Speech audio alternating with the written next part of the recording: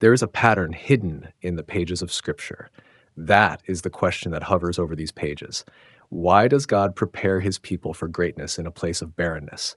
Why does he teach them to trust him where there is nothing to see, nothing to hold, nothing to rely on but his voice? The easy answer is that the wilderness is a punishment, and there is some truth in that, for Israel at least.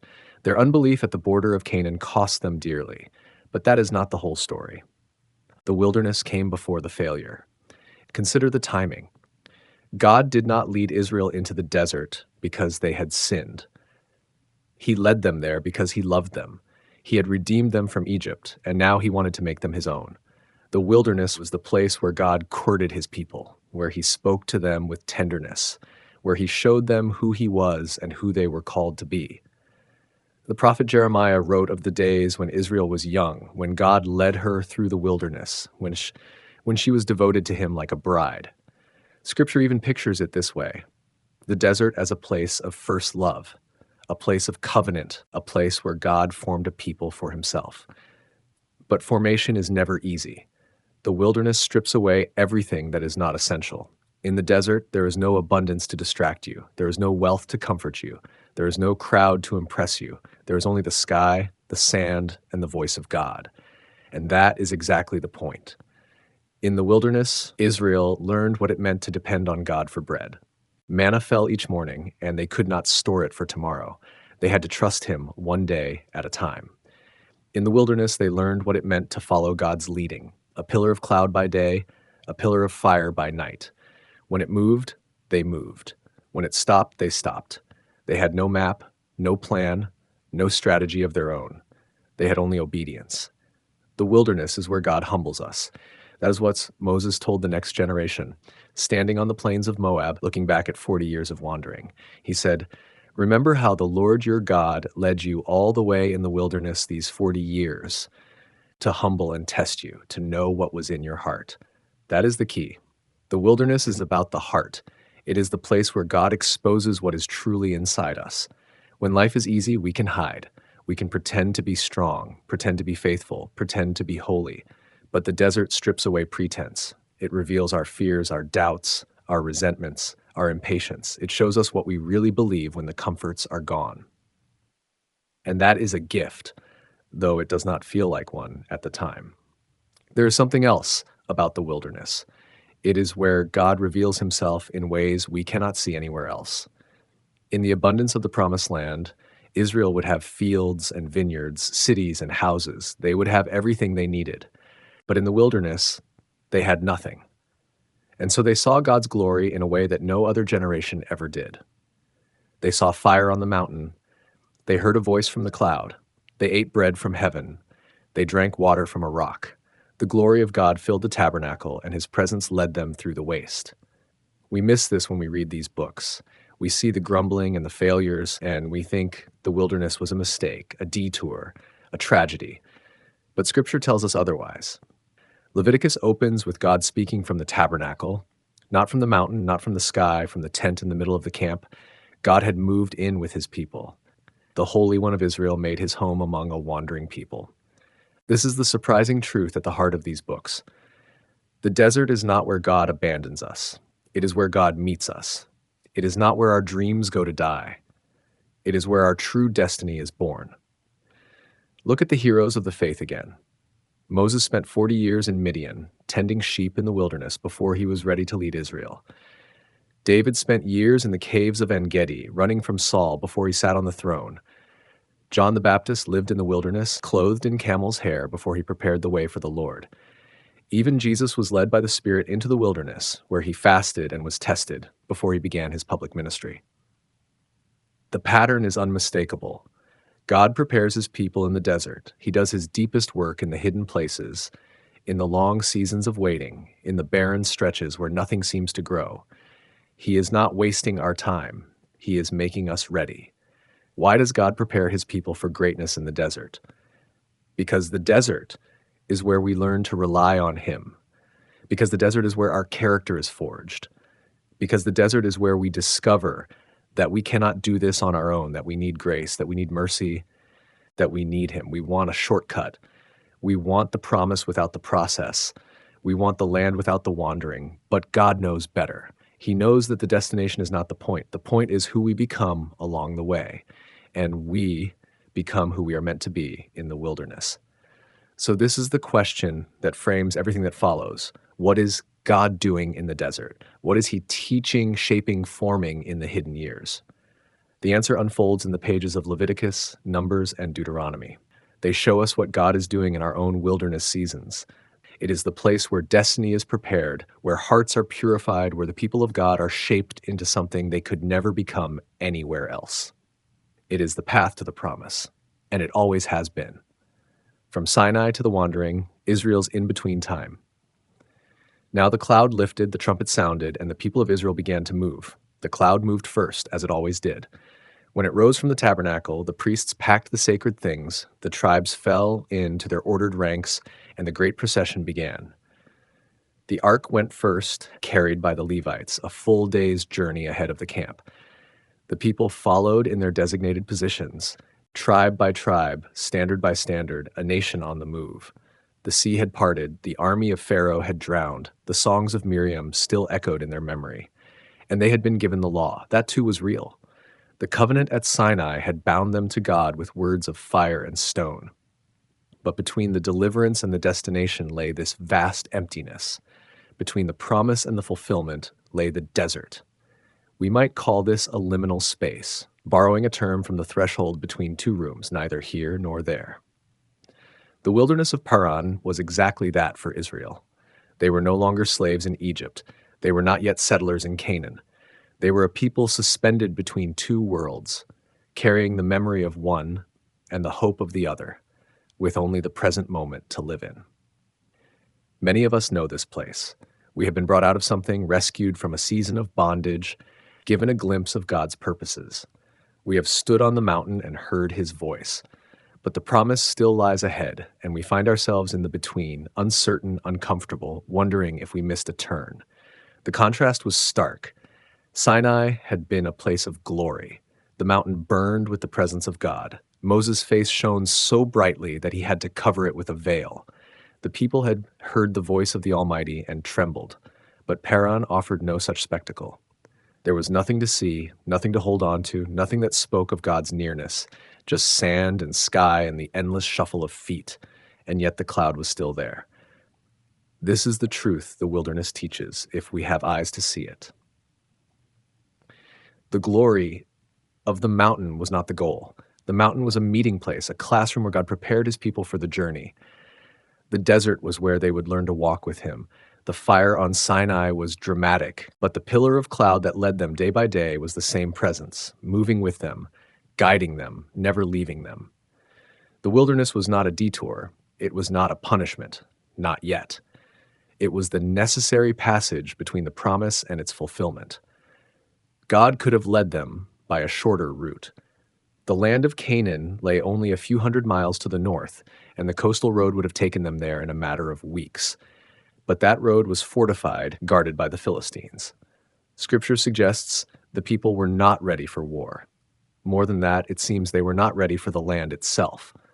A people shaped by 4 centuries of slavery carried something deep within them, the mentality of the oppressed, the habits of looking to earthly masters for their bread.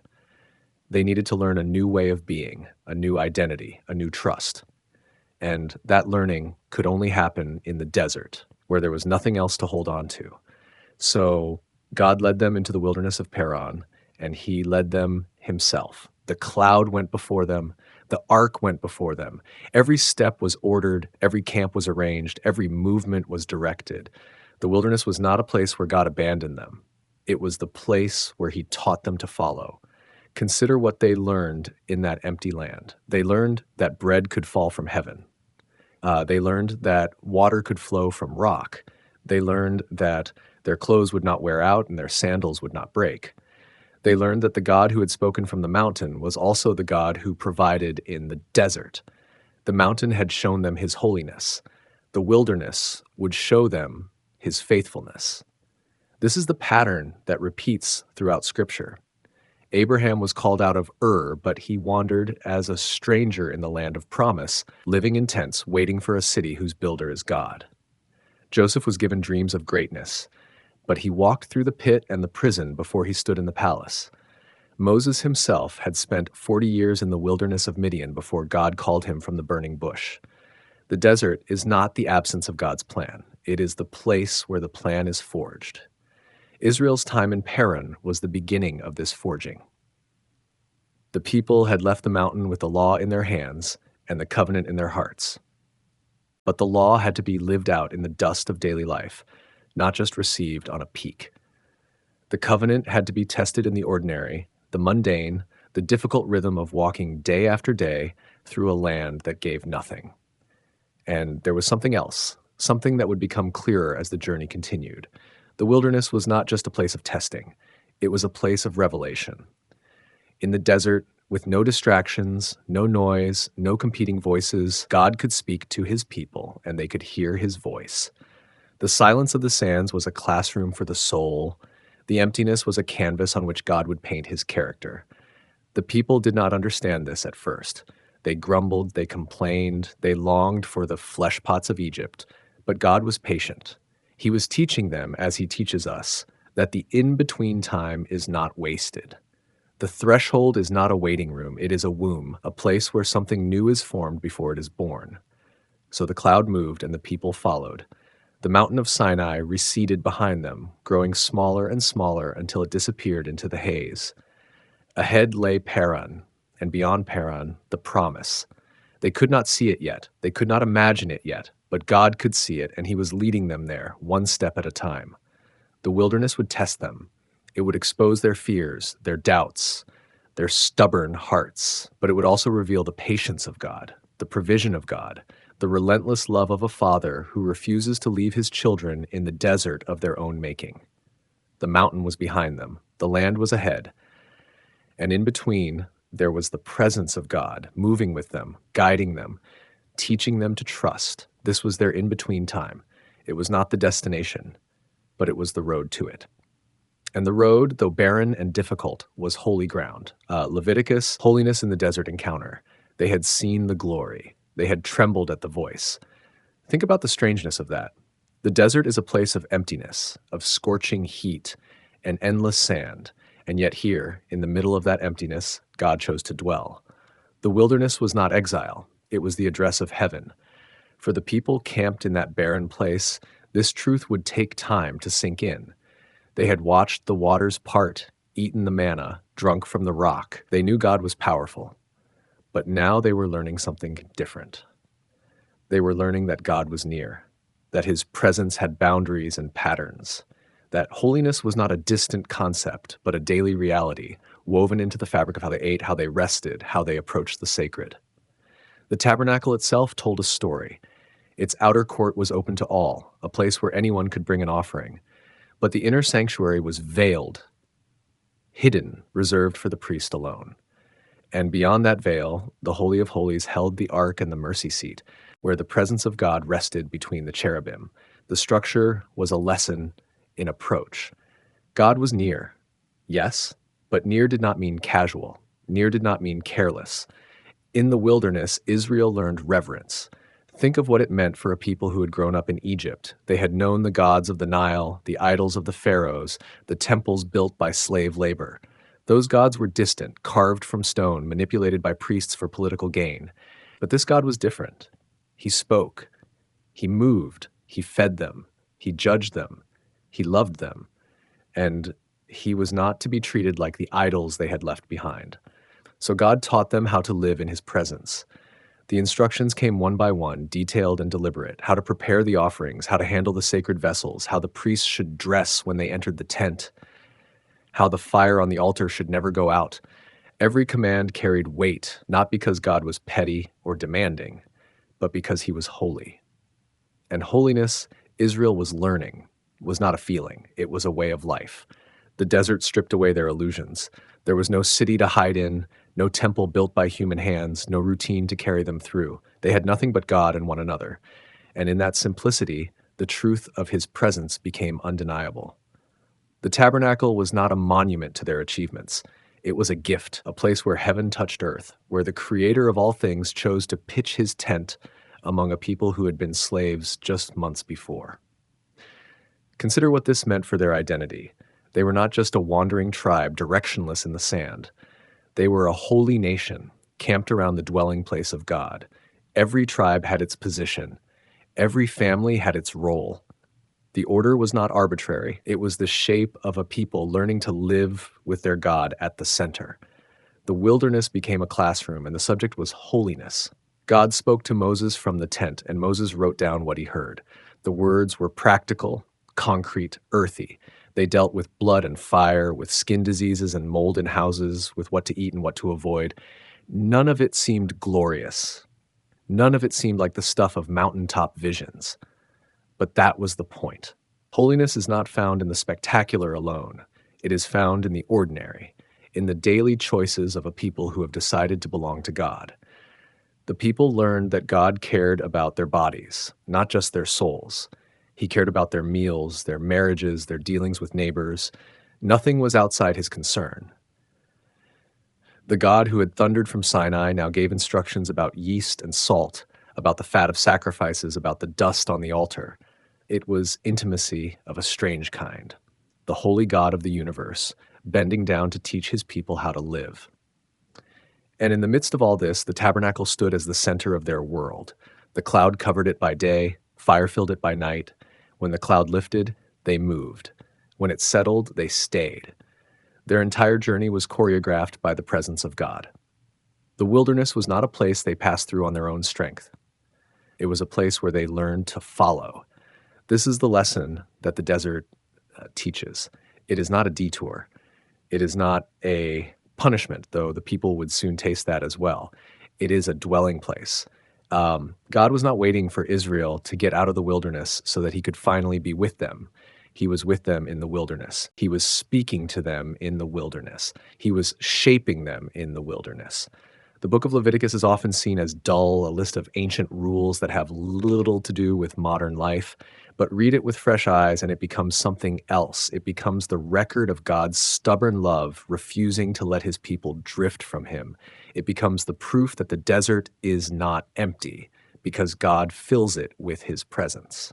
Israel was learning to approach. They were learning that sin creates distance, but God provides a way back. They were learning that holiness is not about being perfect, but about being set apart, marked by a different way of living. The tabernacle was the center of that lesson. It was the place where the people of God met the God of the people. And so the wilderness became sacred ground, not because the sand was holy, but because the Holy One walked with them, not because the desert had any power, but because the presence of God transformed it into a sanctuary. Every step of their wandering was a step in his courts. Every camp was a place of encounter. The voice from the tent continued. Moses listened, the people listened, and slowly, generation by generation, they began to understand what it meant to be a people of the presence. The mountain had been a moment. The tent was a lifetime. God had not simply visited them. He had moved in. The wilderness was not their exile. It was their home. And at the center of that home, God made his dwelling. The lesson was simple, but it would take 40 years to learn.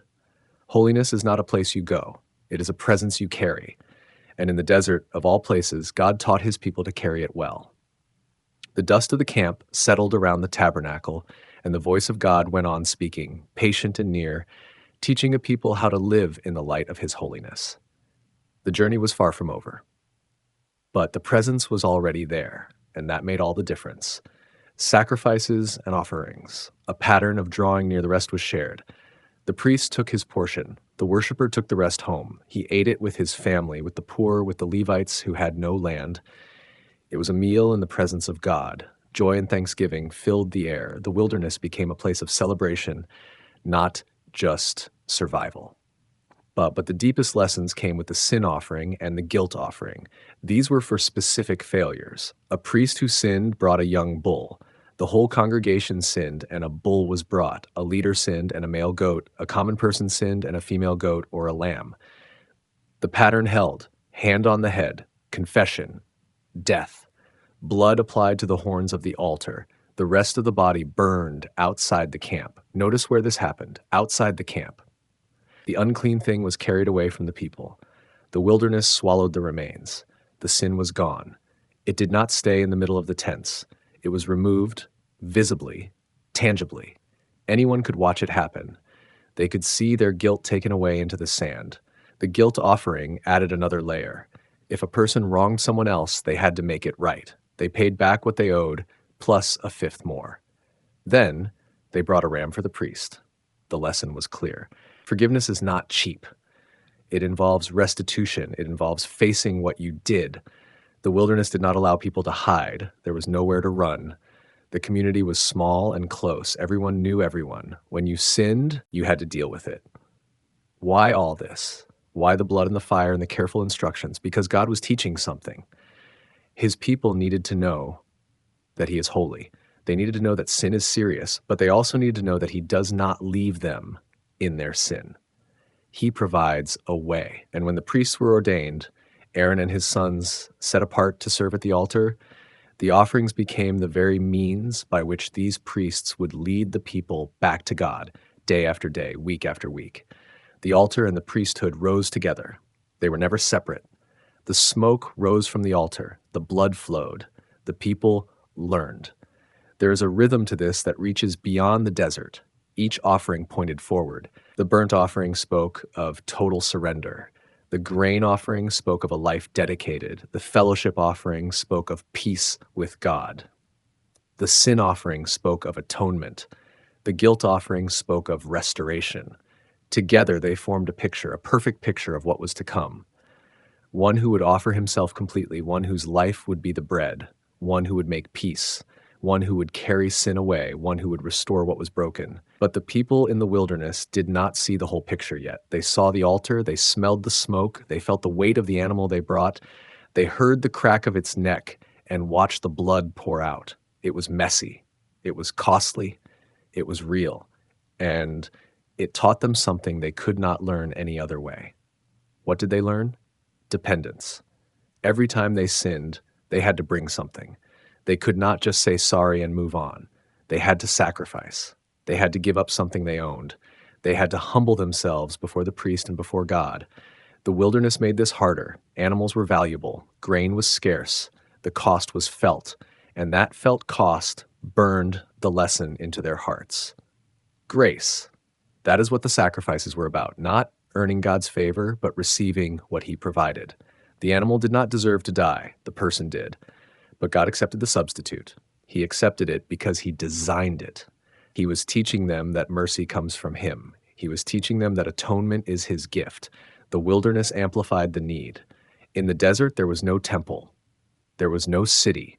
There was no inherited structure of worship. Everything was new. The people had to learn from scratch, and they had to learn it in a place where every resource was precious. Every offering hurt a little more than it would have in a land of plenty. That was intentional. The pain of the gift mirrored the pain of the sin. There's another layer here.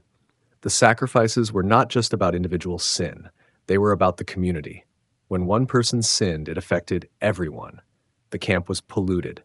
The presence of God was threatened. So the offerings were not private matters. They were public acts. The priest performed them in the sight of all. The community watched. They remembered. They were shaped together. The rhythm of sacrifice built a people. Month after month, the lessons accumulated. By the time the wilderness years were done, a generation had learned what it meant to draw near to God. They had learned that he is holy. They had learned that sin is costly. They had learned that grace is real. And they had learned something else. They had learned that God does not change. The same God who accepted their offerings in the desert would accept the perfect offering when the time came. The sacrifices were shadows, but shadows point to something solid. The people who lived under the shadows learned to trust the one who cast them. So the wilderness was not a waste. The years were not empty. Every altar built, every lamb slain, every fire burned was a lesson. God was not just punishing his people. He was teaching them. He was drawing them near. The sacrifices were the doorway. Through them, a sinful people could approach a holy God. Through them, the distance was bridged. The desert was harsh. The sun was brutal. The water was scarce. But in the middle of that harshness, God set his tent. And at the entrance of that tent, he placed the altar. The altar was the meeting point. It was where heaven touched earth. It was where sin met grace. It was where the people learned that God wanted them near, not far. That is the wonder of it. The holy God of Israel did not push his people away when they sinned. He pulled them back. He gave them away. He gave them blood and fire and smoke. He gave them a pattern, and that pattern taught them the shape of his heart. He is just. He cannot ignore sin, but he is merciful. He provides the substitute. The people of Israel carried this with them through the wilderness. They carried it into the land. They carried it through the centuries. Every generation saw the smoke rise from the altar. Every child asked what it meant. And the answer was always the same. This is how we draw near to God. This is what it costs. This is what he provides. The sacrifices were not the end. They were the beginning. They were the schoolroom. They were the shadow. And every shadow points to light. The priesthood, called out and set apart. The priesthood, called out and set apart. The same for Aaron's sons. This was the mark of consecration. The ear to hear God's voice, the hand to do God's work, the foot to walk in God's ways. The blood was the sign that these men belonged to God in a way that no one else did. The people did not fully understand what they were seeing, but they felt the weight of it. Here, in the middle of the desert, God was building something. Not just a tent, not just a system of worship, a people who could approach him, a people who could know him, a people who could be cleansed and forgiven and restored. The wilderness was not a place of distance from God. It was the place where God came near. Think about what this meant for Israel. They were former slaves. They had grown up in Egypt, surrounded by the gods of the Nile, the gods of the sun, the gods of the harvest. They had seen temples and priests and rituals, but those priests were distant, unapproachable, hidden behind walls and veils. The gods they served were capricious and cruel. They demanded sacrifice, but gave no forgiveness. They promised blessing, but delivered fear. Now, in the desert, God was doing something different. He was making a way for his people to come to him. He was establishing a priesthood that would mediate his presence. He was teaching them that holiness was not about distance, but about approach. The priest did not keep the people away from God. The priest brought the people to God. This was the heart of it. The priest carried the names of the tribes on his shoulders, 2 stones of onyx, 6 names on each. He carried them over his heart, 12 stones in the breastpiece, each one precious, each one distinct. Every time Aaron entered the holy place, he carried the people with him, their names, their needs, their sins. He bore them before the Lord. The wilderness made this necessary. In the desert, there was no temple, no permanent sanctuary, no city walls to mark the boundary between sacred and common. The people lived in tents. They moved when the cloud moved. They camped where the pillar of fire stopped. Everything was temporary. Everything was in between, but God was not temporary, and he was not distant. He was right there in the middle of the camp, in the tent of meeting, in the fire and the cloud. The people could see his presence. They could watch the smoke rise from the altar. They could hear the sound of the trumpet calling them to gather. The wilderness was not empty. It was filled with the presence of God.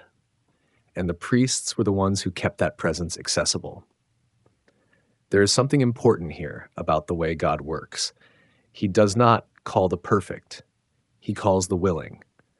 Aaron was not without fault. He would stumble. He would fail. He would make a golden calf while Moses was on the mountain. He would question God's instructions at Meribah. He would not always walk in the holiness he was called to, but God called him anyway. This is the mystery of the priesthood. God takes ordinary people, flawed people, people who have failed and will fail again, and he sets them apart. He cleanses them. He clothes them. He anoints them. He gives them a role that is not about their worth, but about his grace. The people needed this. They needed to see that God was not unreachable. They needed to know that there was a way to approach him even when they sinned. They needed someone to stand between them and the holiness they could not bear. The priest was that someone. He was the bridge. He was the mediator. He was the one who went before the Lord with blood and incense, with prayer and confession. The consecration of the priests was not just about Aaron and his sons. It was about the whole community. When Moses anointed the priests, he was saying to Israel, "You are not alone. You are not abandoned. There is a way to God. There is a path through the wilderness. There is a voice that will speak for you, a hand that will offer sacrifice for you, a heart that will carry your name before the throne. The wilderness season in your own life may feel like a place of distance. You may feel cut off, isolated, unsure of where God is. But the wilderness is not a place of absence. It is a place of presence. It is where God teaches you how to come to Him. It is where He shows you that He has provided a way, a mediator, a priest who stands in the gap for you. The priests were not just for themselves, they were for the people. And the people were not just for themselves, they were for God. The whole camp was being shaped into holy nation, a people set apart, a people who could carry the presence of God into the land He had promised. The ordination ended with a meal. The bread of ordination, the breast of the wave offering, the thigh of the heave offering, the priest ate in the presence of God, a sign of the covenant between them and the Lord. The people watched. They saw the fellowship. They saw the nearness. They saw that God was not a God to be feared from a distance, but a God to be known in intimacy. And then the fire came. Fire from the presence of the Lord consumed the burnt offering on the altar. The people saw it. They shouted. They fell on their faces. The glory of the Lord appeared to them, and they knew that God was truly in their midst. The priests stood before the Lord, covered in the oil of anointing, marked by the blood of consecration, carrying the weight of the people on their shoulders and over their hearts. They had been called out from the camp. They had been set apart for a holy purpose. And in the wilderness of all places, God had made a way for His people to draw near. This is the pattern. This is the promise. God calls, God cleanses, God consecrates, and then God dwells, not in a temple built by human hands, but in the midst of His people, in the wilderness, in the journey, in the in-between time. The priest was not the destination. The priest was the path. The priest was the way to the presence, and the presence was the goal. So the camp settled into its rhythm, the cloud by day, the fire by night, the daily sacrifices, the morning and evening offerings, the priests at their posts, the people at their tents. The wilderness stretched on, vast and empty, but the presence of God filled it, and the priests stood ready to lead the people to the throne of grace. The Day of Atonement and the scapegoat. Yet even the priests, standing at the center of the camp in their holy garments and anointing oil, could not always bridge the distance that sin created. The daily offerings built a way toward God, but only so far. Distance grew sharp as the wind across the sand, and in the wilderness, Israel's longing for cleansing had nowhere to rest until God gave them a day to meet it. Once each year, on the 10th day of the 7th month, the camp fell silent. No work, no cooking, no ordinary speech. The people fasted and waited while Aaron, the high priest, prepared himself beyond the usual washing and robbing. He bathed in water and put on linen garments, simple, white, without ornament, no gold, no color, just purity, plain and visible. The animals waited too, a bull for the priest's own sin, 2 goats for the people. The community brought them forward at the entrance of the tabernacle, where smoke from the altar rose into the desert air. Aaron cast lots over the 2 goats, one marked for the Lord, one marked for Azazel, a word scholars still puzzle over, suggesting removal, a place of sending away. The goat of the Lord would be sacrificed. The other would carry something heavy into the wild. The bull came first. Aaron laid his hands on its head, confessing his own failures and those of his household.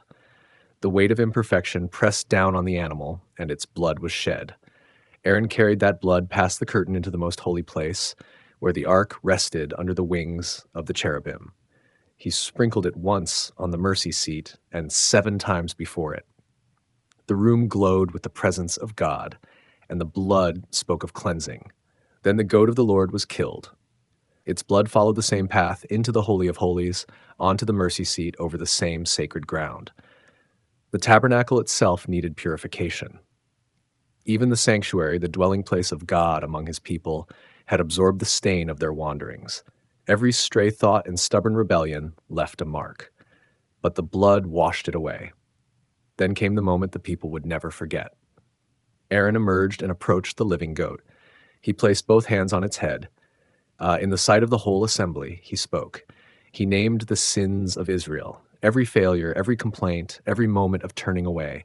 The words fell like stones into a deep well. The goat stood still, bearing the weight of a nation's brokenness. A man chosen for the task led the goat away, not toward the camp, not toward the altar, but beyond the edge of the tents, beyond the last watchfire, beyond the place where the sand met the horizon. The animal walked into the wilderness, carrying everything the people had done wrong. Wrong. No one followed. No one looked back. The desert swallowed the goat and its burden whole. The people watched until the goat disappeared. Then they stood in the silence of a staggering truth. Their sins were gone, not hidden, not minimized. Gone. The wilderness had become an instrument of mercy. The desert had always seemed like an enemy. It burned by day and froze by night. It offered nothing, no water, no shade, no food. It was the place of testing and the place of death. But on the Day of Atonement, God turned the wilderness into a scapegoat's path. The very land that threatened to consume Israel now received their sins and carried them away. The place of curse became the place of cleansing. The goat was not sent to the edge of camp where scavengers might drag it back. It was led deep into a land without roads, without settlements, without return. The wilderness was final. Nothing came back from it. And that was exactly the point. When God forgives, he does not leave room for retrieval. The sin goes where memory cannot follow. The people learned something else that day. The high priest could not enter the Holy of Holies whenever he pleased. Only once a year. Only with blood. Only after the smoke of incense filled the room so thick that the glory of God remained veiled. The curtain was a boundary, and the boundary taught reverence. But the boundary also taught hope. God had made a way for his holiness and their imperfection to meet. The blood made the meeting possible. The blood made it safe, and the goat made it complete. Year after year, the ritual repeated. The people brought their offerings. The priest performed the sacred work. The goat walked into the desert. The cycle continued because the people continued to fail. But each year they saw the pattern. God did not abandon them to their failures. He built a way through them. The scapegoat walked where they could not go. It carried what they could not bear. It vanished into the same wasteland that surrounded their camp. And somehow that wasteland became a place of redemption. The desert that tested them also received their shame. For the people of Israel, the Day of Atonement was a yearly mirror. It showed them who they were, flawed, wandering, prone to forget. It showed them who God was, holy, present, unwilling to leave them in their brokenness. The two goats were two sides of one truth. One died to make atonement. One walked away to make removal. Together they told the full story of what God does with sin, and the wilderness stood at the center of it all. When the ceremony ended, the people returned to their tents with clean hands and quiet hearts. They ate. They rested. They knew that for a season the distance between them and God had been closed. The blood had done its work. The goat had done its journey. And the wilderness for once had not claimed anything from them. It had taken everything they wanted to lose. The pattern was strange. A priest in white linen, a curtain and a cloud of incense, a goat bleeding on an altar, another goat walking into nowhere. But in that strangeness, Israel met the depths of God's grace. The desert was not their punishment. It was their confessional. It was the place where their sins went to die. And when the sun set on that holy day, the camp settled into the rhythm of waiting again. The wilderness still stretched before them. The journey still had miles to go. But the people carried something new in their hearts, a memory of mercy so complete that even the endless sand seemed smaller than the love that held them. The priest came out from the holy place in his regular robes, and Israel knew in the marrow of their bones that God had done what they could never do for themselves. He had made them clean. He had sent their sins away. He had used the wilderness itself to prove that nothing is beyond his reach. Laws of holiness. Shaping a people for a purpose. The great day had passed. The high priest had walked through the veil, blood in hand, to make atonement for the people. The scapegoat had carried their sins into the wilderness, stumbling away from the camp until it was nothing but a speck against the sand. The people watched it go. They felt the strange lightness of a clean slate. But the morning after, they woke to the same desert, the same tents, the same dust on their sandals. God was not finished with them yet. The mountain had given them law. The tabernacle had given them a meeting place. The sacrifices had given them a way back when they wandered. But now came something quieter, something slower. God began to speak about what they ate, who they touched, how they treated the poor, and when they rested. To a people camped in the wilderness, these words must have felt small, ordinary, hardly the stuff of thunder and fire. But it was precisely these ordinary words that would shape them into a nation. Think about where they had come from. Egypt was not just a place of slavery, it was a way of life. For generations, Israel had eaten what the Egyptians ate, dressed like them, adopted their habits and their fears. The people carried Egypt in their bones. The food they craved, the gods they whispered about when trouble came, the way they treated one another as slaves treated each other, grasping, suspicious, afraid. They had been formed by the empire. Now God had to reform them, and he chose the wilderness to do it. Here is what the middle of Leviticus shows us. God began with the table. He gave them lists of clean and unclean animals, what could be eaten, what could not. To a modern ear, these rules seem strange, even arbitrary. But to Israel, they were a daily lesson in the most practical kind of holiness. 3 times a day, they had to stop and think, does this belong on my plate? Does this honor the God who redeemed me? The stomach became a classroom. Every meal was a reminder that they were different. The same with touch. The laws about skin diseases, mold in houses, bodily discharges, these were not mere hygiene tips. They taught the people about purity and impurity, about what defiles and what cleanses. A person could become unclean and not even know it, so they had to be careful, attentive. The wilderness gave them the space to practice this attention without the noise of a crowded city or the distractions of a prosperous land. But God did not stop at food and skin. He went deeper. The laws about sexuality were frank and direct, drawing clear boundaries around the most intimate parts of life. Israel had lived among people who treated sex as worship, as entertainment, as power. God called his people to something else. He told them that the body matters, that desire has limits, that intimacy belongs within a covenant. And these laws were not meant to shame them. They were meant to protect the sacred space where new life begins. And then came the social laws. Leave the edges of your field for the poor. Do not steal. Do not lie. Do not curse the deaf or trip the blind. Treat the foreigner as one of your own. Do not take advantage of the worker. Judge fairly. Love your neighbor as yourself. These were not abstract ideals. They were the daily mechanics of living together in tight quarters. A group of former slaves crowded into tents needed more than rules about sacrifice. They needed rules about kindness, about fairness, about not crushing one another when the heat got unbearable. The rhythm of rest was woven through it all. The Sabbath. A day of stopping, a year of release for the land, a season of jubilee when slaves went free and land returned to its original owners. In Egypt, Israel had known no rest.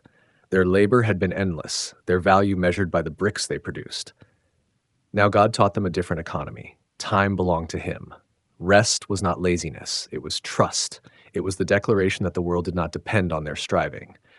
Here's what is easy to miss. All of these laws were given in the wilderness, not in the promised land.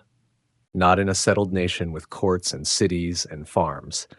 The people received these commandments while they were still wandering, still dependent on manna from heaven, still wearing clothes that did not wear out. Why? Because the wilderness was the perfect classroom. In the wilderness, there was no one else to imitate, no surrounding culture to absorb. Israel was alone with God, and his words were the only voice shaping them. The isolation was not punishment. It was protection. God needed a clean canvas to paint his people anew. In the wilderness, life was simple. There were no markets to tempt them, no neighbors to impress, no commerce to corrupt the Sabbath. The days were long and empty, giving them time to learn the slow discipline of obedience. Every law was a small act of trust. Every command obeyed was a brick in the wall of their identity. And in the wilderness, they saw their own hearts. The laws exposed them.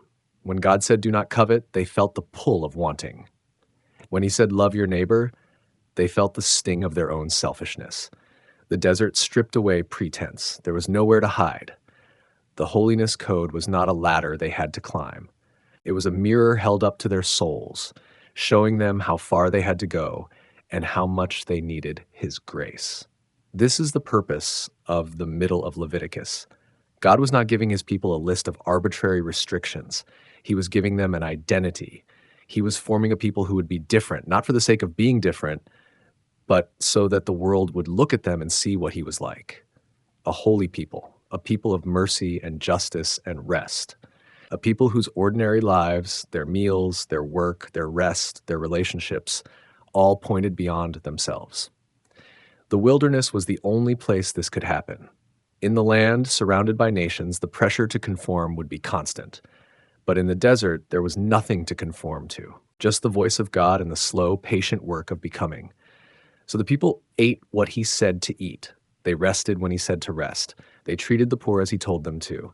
They learned one small command at a time what it meant to be his. Not because the rules saved them, they did not. The sacrifices made that clear, but because the rules shaped them. The ordinary laws were the chisel, and the wilderness was the workshop. The scapegoat had carried away their sins, and that was mercy. But the laws of holiness were something else. They were formation. They were the long, patient work of God turning a crowd of slaves into a people worthy of his name. The wilderness was not just where they wandered, it was where they were made. The wilderness as testing and revelation. The camp had settled into a rhythm. Days of eating, working, worshiping, the laws of holiness had given shape to their lives, a framework for a people learning to be set apart. But beneath the order, a deeper work was underway. The desert was not just a place to live, it was a place to be known. Moses looked out over the tents and remembered the words God had spoken. He had heard them clearly, in the quiet of his own long years in this same kind of place. Now he understood them more fully. The Lord had said, "Remember how the Lord your God led you all the way in the wilderness these 40 years to humble and test you in order to know what was in your heart." The wilderness was a mirror, not a punishment, though it could feel like one, not a detour, though it seemed to go nowhere. The desert was God's chosen ground for revelation. He brought his people there to show them what they carried inside. Every hunger, every fear, every hidden doubt would surface in the sand and wind. The people did not yet understand this. They saw only the empty horizon. They felt only the heat and the thirst. When the water ran low, their hearts rose up in complaint. When the food grew familiar, their mouths remembered the pots of Egypt with a strange longing. They did not realize that these small tests were revealing the truth of their inner lives. God was not learning something he did not know. He had no need to discover what was in their hearts. The testing was for them. They needed to see themselves as he saw them. They needed to know what faith they truly had, what trust they truly held, what love they truly carried. The wilderness stripped away the masks. In Egypt, they had been slaves with no choices. Their lives had been shaped by the commands of others. They had never been asked to trust God for tomorrow, because tomorrow was always the same: bricks, straw, harsh words, weary bodies. But now, in the open desert, they had to depend on him for everything. Food fell from the sky each morning, a test in itself. Would they gather only what they needed? Would they trust him for the next day? Or would they hoard, afraid that he might not provide again? The wilderness also revealed what they truly desired. When they grumbled for the melons and garlic of Egypt, they were not just complaining about food. They were confessing that they missed their chains. The memory of slavery had grown soft, blurred by time. They remembered the full pots, but forgot the whips. They remembered the variety of foods, but forgot the cries of their children. The desert showed them their own divided hearts. A part of them wanted freedom. A part of them wanted the familiar safety of bondage. This was the revelation they had to face. They could not enter the promised land carrying such a split inside them. The land would demand whole hearts, undivided trust, so the testing continued. Day after day, week after week. The manna came, and they either trusted or hoarded. The water flowed from the rock, and they either drank with gratitude or grumbled with suspicion. Each small trial was a thread, and God was weaving a tapestry that would show them who they truly were. Moses understood this in a way the people could not yet grasp. He had spent 40 years in this same wilderness, tending sheep that belonged to another man. Those years had seemed wasted, empty, a life going nowhere. But God had been testing him too. The solitude had shaped his patience. The silence had taught him to listen. The endless days of watching flocks had prepared him to lead a restless nation. Now, standing before the people, Moses saw the same process at work in them, not like it, They did not see the purpose. But he knew that the desert was doing something that the fertile land of Egypt never could. It was exposing what was in their hearts. The testing had a goal. It was not aimless wandering, it was not random suffering. God was proving them, refining them, drawing out the gold from the ore.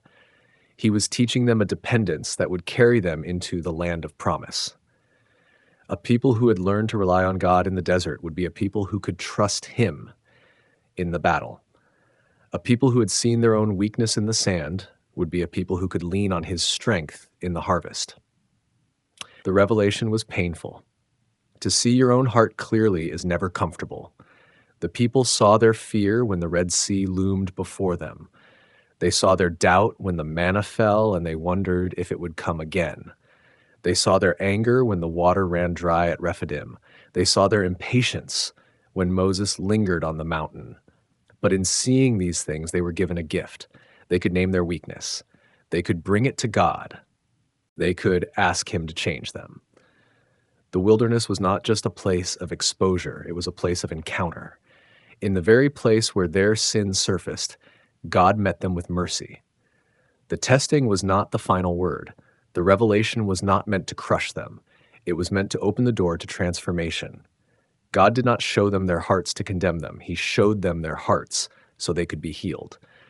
Moses gathered the people one evening as the sun sank behind the distant hills. The camp was quiet. Children slept. Fires burned low. He spoke to them of what the Lord had done in this place. He told them that the years in the wilderness had not been an accident. God had led them here. He had humbled them. He had allowed them to hunger and then fed them with manna, bread from heaven, so they would learn that people do not live by bread alone, but by every word that comes from the mouth of God. This was the hidden purpose. The desert was a school of trust. Every need was an invitation to depend on Him. Every empty horizon was a canvas for His faithfulness. The people did not see it yet. They were still learning, but the seeds were being planted. In the quiet of the desert nights, under the vast sky of stars, God was forming a people who would know Him, not just know about Him, truly know Him, depend on Him, trust Him with their whole hearts. The wilderness was doing its work. And when the time came for the camp to move, for the tribes to gather and march, they would carry with them something precious. They would carry the memory of God's provision. They would carry the lessons of their own hearts. They would carry the deep knowledge that the one who had tested them in the desert would never abandon them in the land. The testing was not the end, it was the beginning. Numbers, the camp begins to move. It was the axis around which everything revolved. The Levites camped closest to the tabernacle, guarding its sacred space. The priests, Aaron and his sons, were positioned to the east at the entrance, and around them, the 12 tribes arranged themselves in a great square, 3 tribes on each side. Think about what this meant. In the middle of a barren wasteland, God was teaching His people about order, about priority, about His place in their lives. The tabernacle was not just a tent. It was the meeting point between heaven and earth, and everything else in the camp pointed toward it. To the east, the tribes of Judah, Issachar, and Zebulun set up their standards. Judah led the way, a lion of a tribe carrying the banner of a lion. To the south stood Reuben, Simeon, and Gad. To the west, Ephraim, Manasseh, and Benjamin. To the north, Dan, Asher, and Naphtali. Each tribe had its own standard, its own colors, its own identity, but they all faced the same center. This was not random. God was building a people who knew where their home was. The tabernacle was not just the geographic center of the camp, it was the spiritual center of their lives. Every tent was pitched in relation to it. Every journey began from it. Every step they would take in the wilderness would be measured from the presence of God. The census served another purpose as well. It revealed that God's promises were real. Abraham had been told his descendants would be as numerous as the stars. Here in the desert, that promise was taking shape. The records showed nearly 600,000 fighting men, which scholars estimate meant possibly over 1 million people in total. A wandering group of former slaves that was actually a nation in formation, a people being organized for a destiny they could barely imagine. The Levites were set apart. They were not counted among the warriors. Their role was different. They were responsible for the tabernacle, for its care, for its transport, for its sacred work. When the camp moved, the Levites would dismantle the tabernacle with reverence. When they stopped, they would raise it again with the same care. The sons of Kohath carried the most holy items, the Ark of the Covenant, the table of showbread, the lampstand. These were not things to be handled carelessly. They were the very instruments of God's presence among his people. Every detail mattered. The color of the fabrics, the arrangement of the poles, the order of the march. God was not merely giving instructions. He was shaping a people who understood that holiness requires attention, that reverence is expressed in detail, that worship is not a casual thing. The cloud covered the tabernacle by day and fire appeared over it by night. This was the signal. When the cloud lifted from the tent of meeting, the people knew it was time to move. When the cloud settled, they made camp. They did not decide for themselves.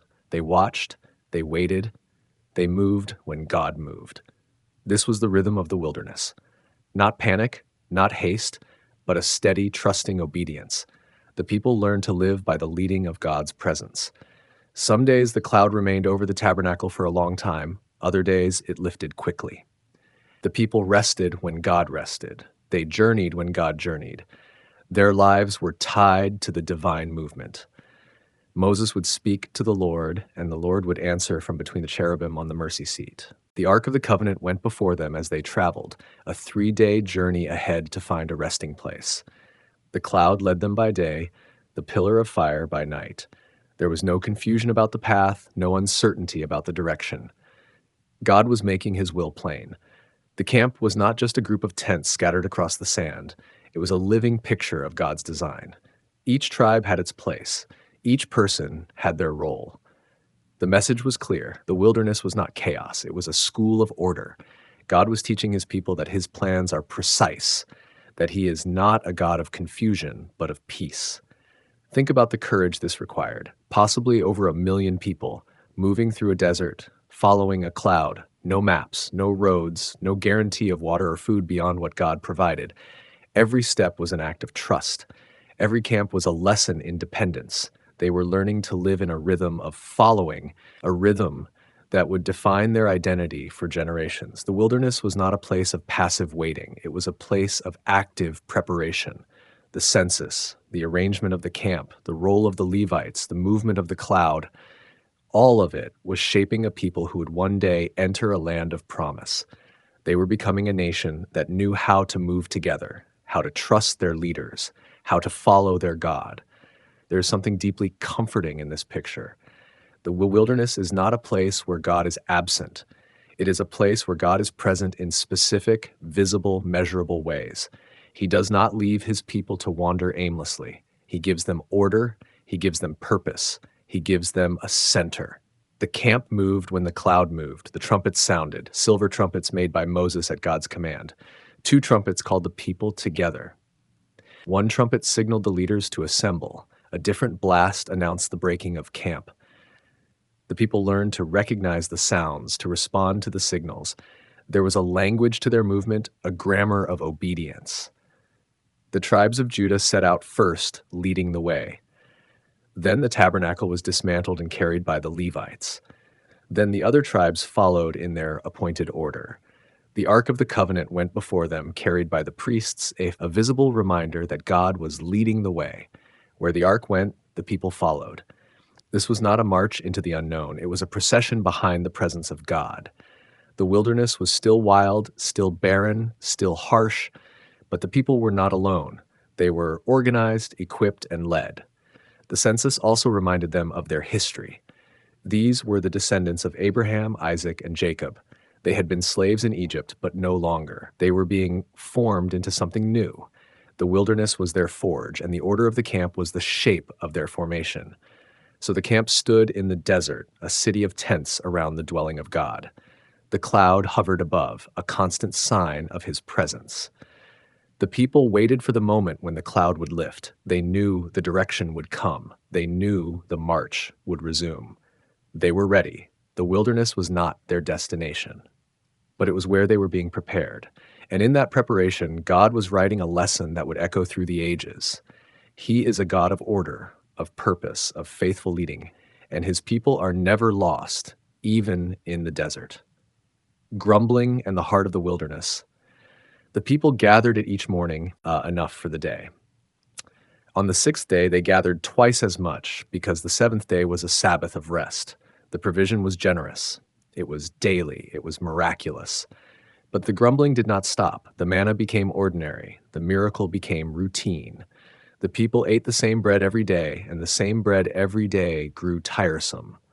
They remembered the fish of Egypt, the cucumbers, the melons, the leeks, the onions, and the garlic. They remembered the variety of the old life. They forgot the whips and the bricks and the cries of their infants thrown into the Nile. The wilderness does something to the memory. It distorts the past and exaggerates its comforts. Egypt became a golden memory of plenty, even though Egypt was a prison. This is the heart of the grumbling. It is not about the food. It is never about the food. The grumbling is about control. In Egypt, they knew what tomorrow would bring. They knew the taskmasters would come, the bricks would be made, the quota would be met. It was a terrible life, but it was predictable. The wilderness is never predictable. The manna comes, but will it come tomorrow? The water flows from the rock, but will it flow again? Each day requires trust. Each day requires surrender, and the human heart does not surrender easily. The people grumbled against Moses. They questioned his leadership. They wondered why he had brought them here. They even suggested more than once that it would be better to return to Egypt. They were willing to trade their freedom for certainty, their destiny for a bowl of stew. Moses bore the weight of their complaints. He carried the burden of a people who could not see what God was doing. He went to God again and again, interceding for those who cursed his name. And God, in his patience, kept providing, kept leading, kept loving. But the grumbling had consequences. At Taberah, the fire of the Lord burned among them because of their complaints. Moses prayed, and the fire died down. The place was named Taberah, meaning burning, to remember the lesson.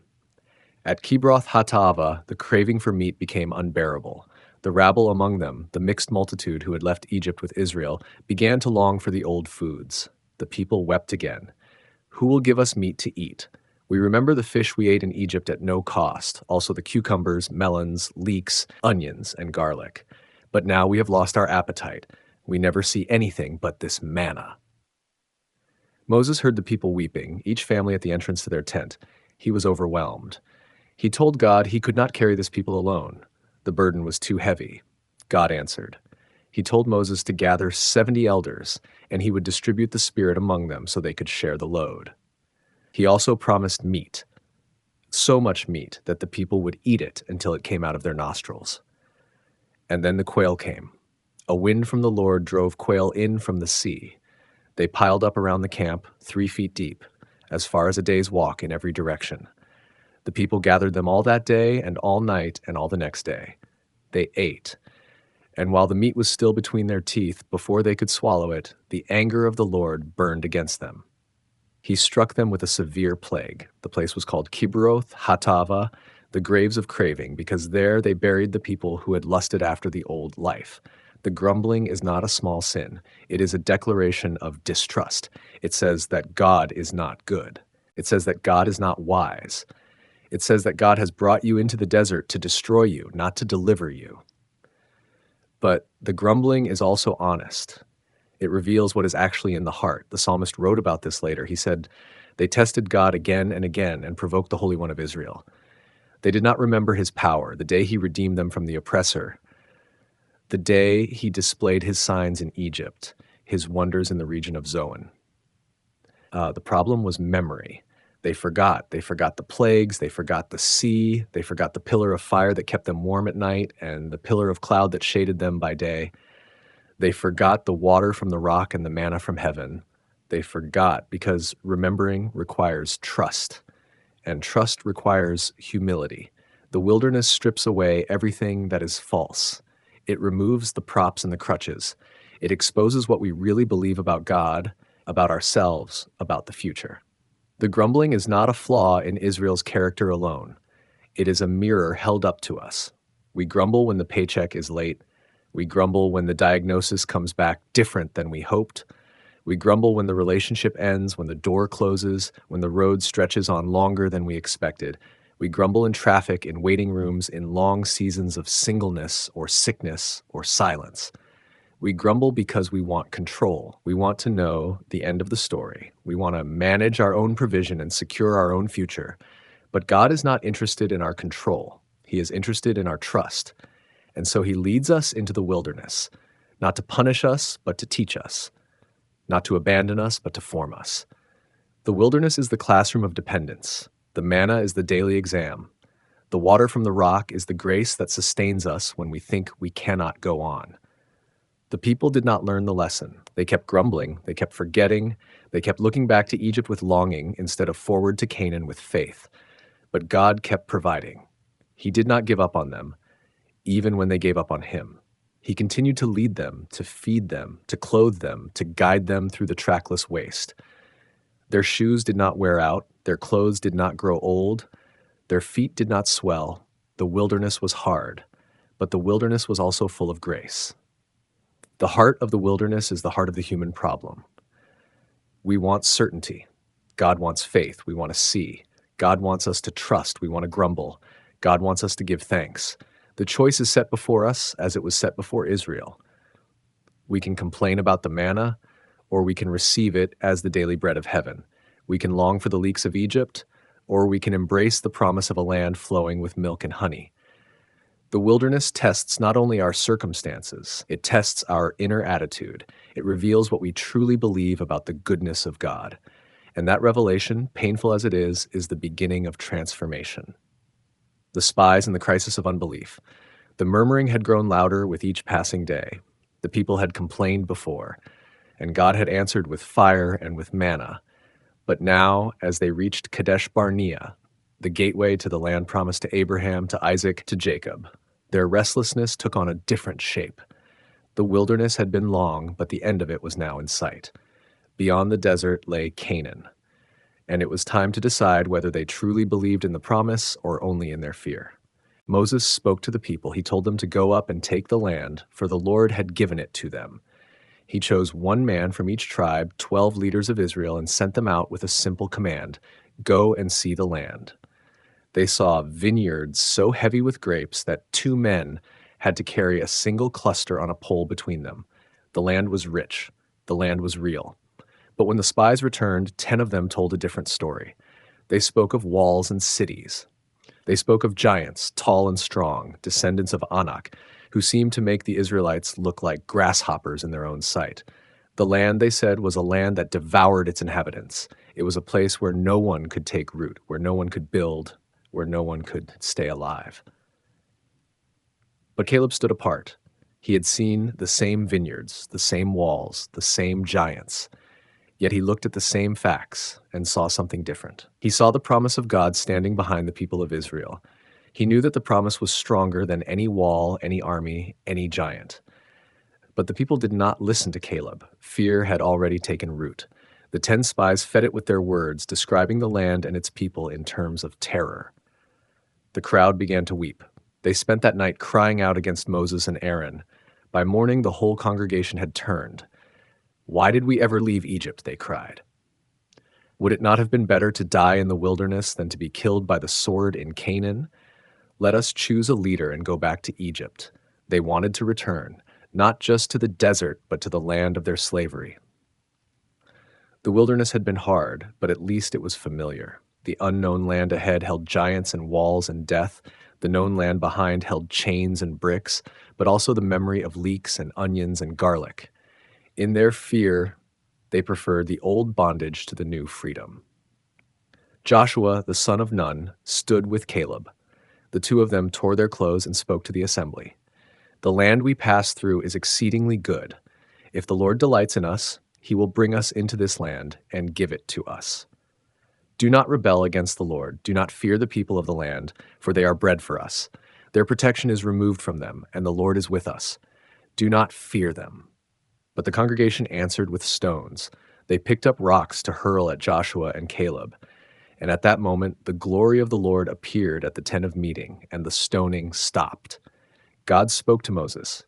He asked how long the people would refuse to believe him, even after all the signs he had done among them. He proposed to strike them with pestilence and disinherit them, to make of Moses a greater and mightier nation. But Moses interceded. He reasoned with God, pleading for his name and his reputation among the nations. And the Lord relented from the full measure of his anger. Yet the consequence remained. God declared that none of the men who had seen his glory and his signs in Egypt and in the wilderness, and who had still tested him these 10 times, would see the land promised to their fathers. They would wander in the wilderness for 40 years, 1 year for each day the spies had spent in Canaan. Their children, whom they had said would be taken as prey, would be the ones to enter the land. The bodies of that generation would fall in the desert. The 10 spies who brought the evil report died immediately, struck down by a plague before the Lord. Only Joshua and Caleb survived, because they had a different spirit and followed God fully. When Moses told the people what had been decreed, they mourned greatly. And then, in a strange turn, they decided to go up to the land anyway. They rose early the next morning and said, "We have sinned. We will go up to the place the Lord has promised." Moses warned them not to go, for the Lord was not with them. But they did not listen. They went up into the hills, and the Amalekites and the Canaanites came down and struck them, beating them back as far as Hormah. It was a bitter lesson. Their unbelief had cost them the land. Their sudden zeal could not undo what fear had done. The door had been opened, and they had refused to walk through it. Now the door was closed, and their attempt to force it open only brought more pain. The camp settled into its long wandering. The 40 years stretched out like an endless horizon. The manna still fell, the water still flowed from the rock, the pillar of cloud still led them by day, and the pillar of fire by night. God did not abandon them. He did not walk away from his people, even when they refused to walk into his promise. But the land would wait. The promise would wait.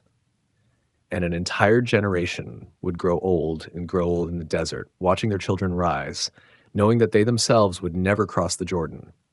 Unbelief in the wilderness does not cancel the promise. It delays it. It postpones the day of fulfillment, and it costs us the joy of walking into it.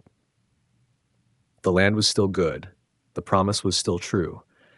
But the hearts of the people were not ready to receive it.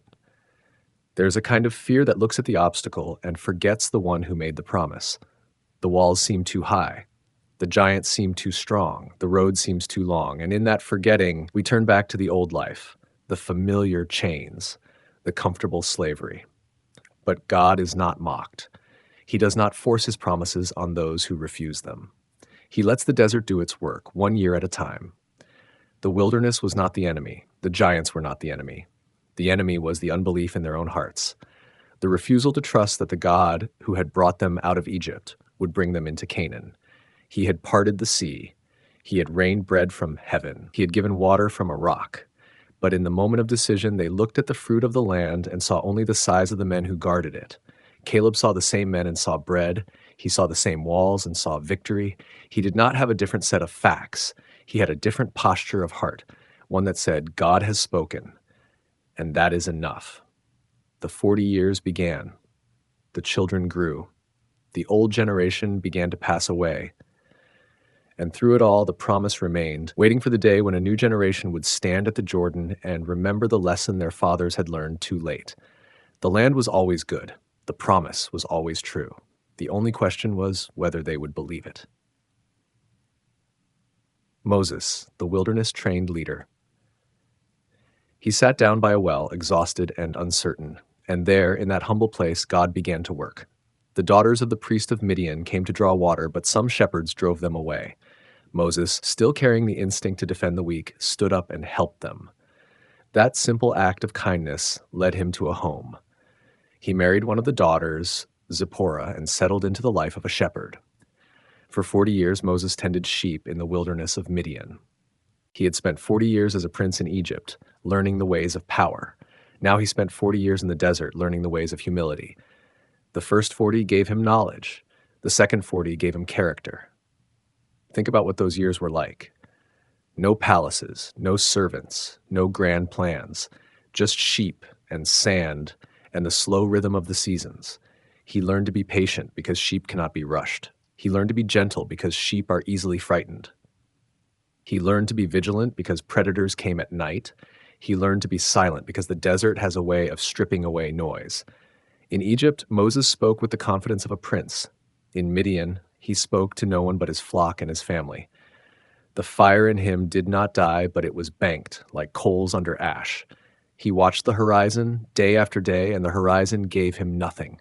No word from Egypt, no hope of return, just the burning sun and the endless sand. And yet, something was happening inside him. Perhaps the wilderness was breaking down the pride that had led him to strike that Egyptian. Perhaps it was teaching him that he was not the savior of Israel. He could not do it by his own strength. He had tried that, and it had failed. Perhaps the wilderness was preparing him to lead a people he could not control, through a journey he could not map, toward a promise he could not see. Then came the burning bush. Moses was 80 years old, an old man by any standard. He had long given up on his destiny.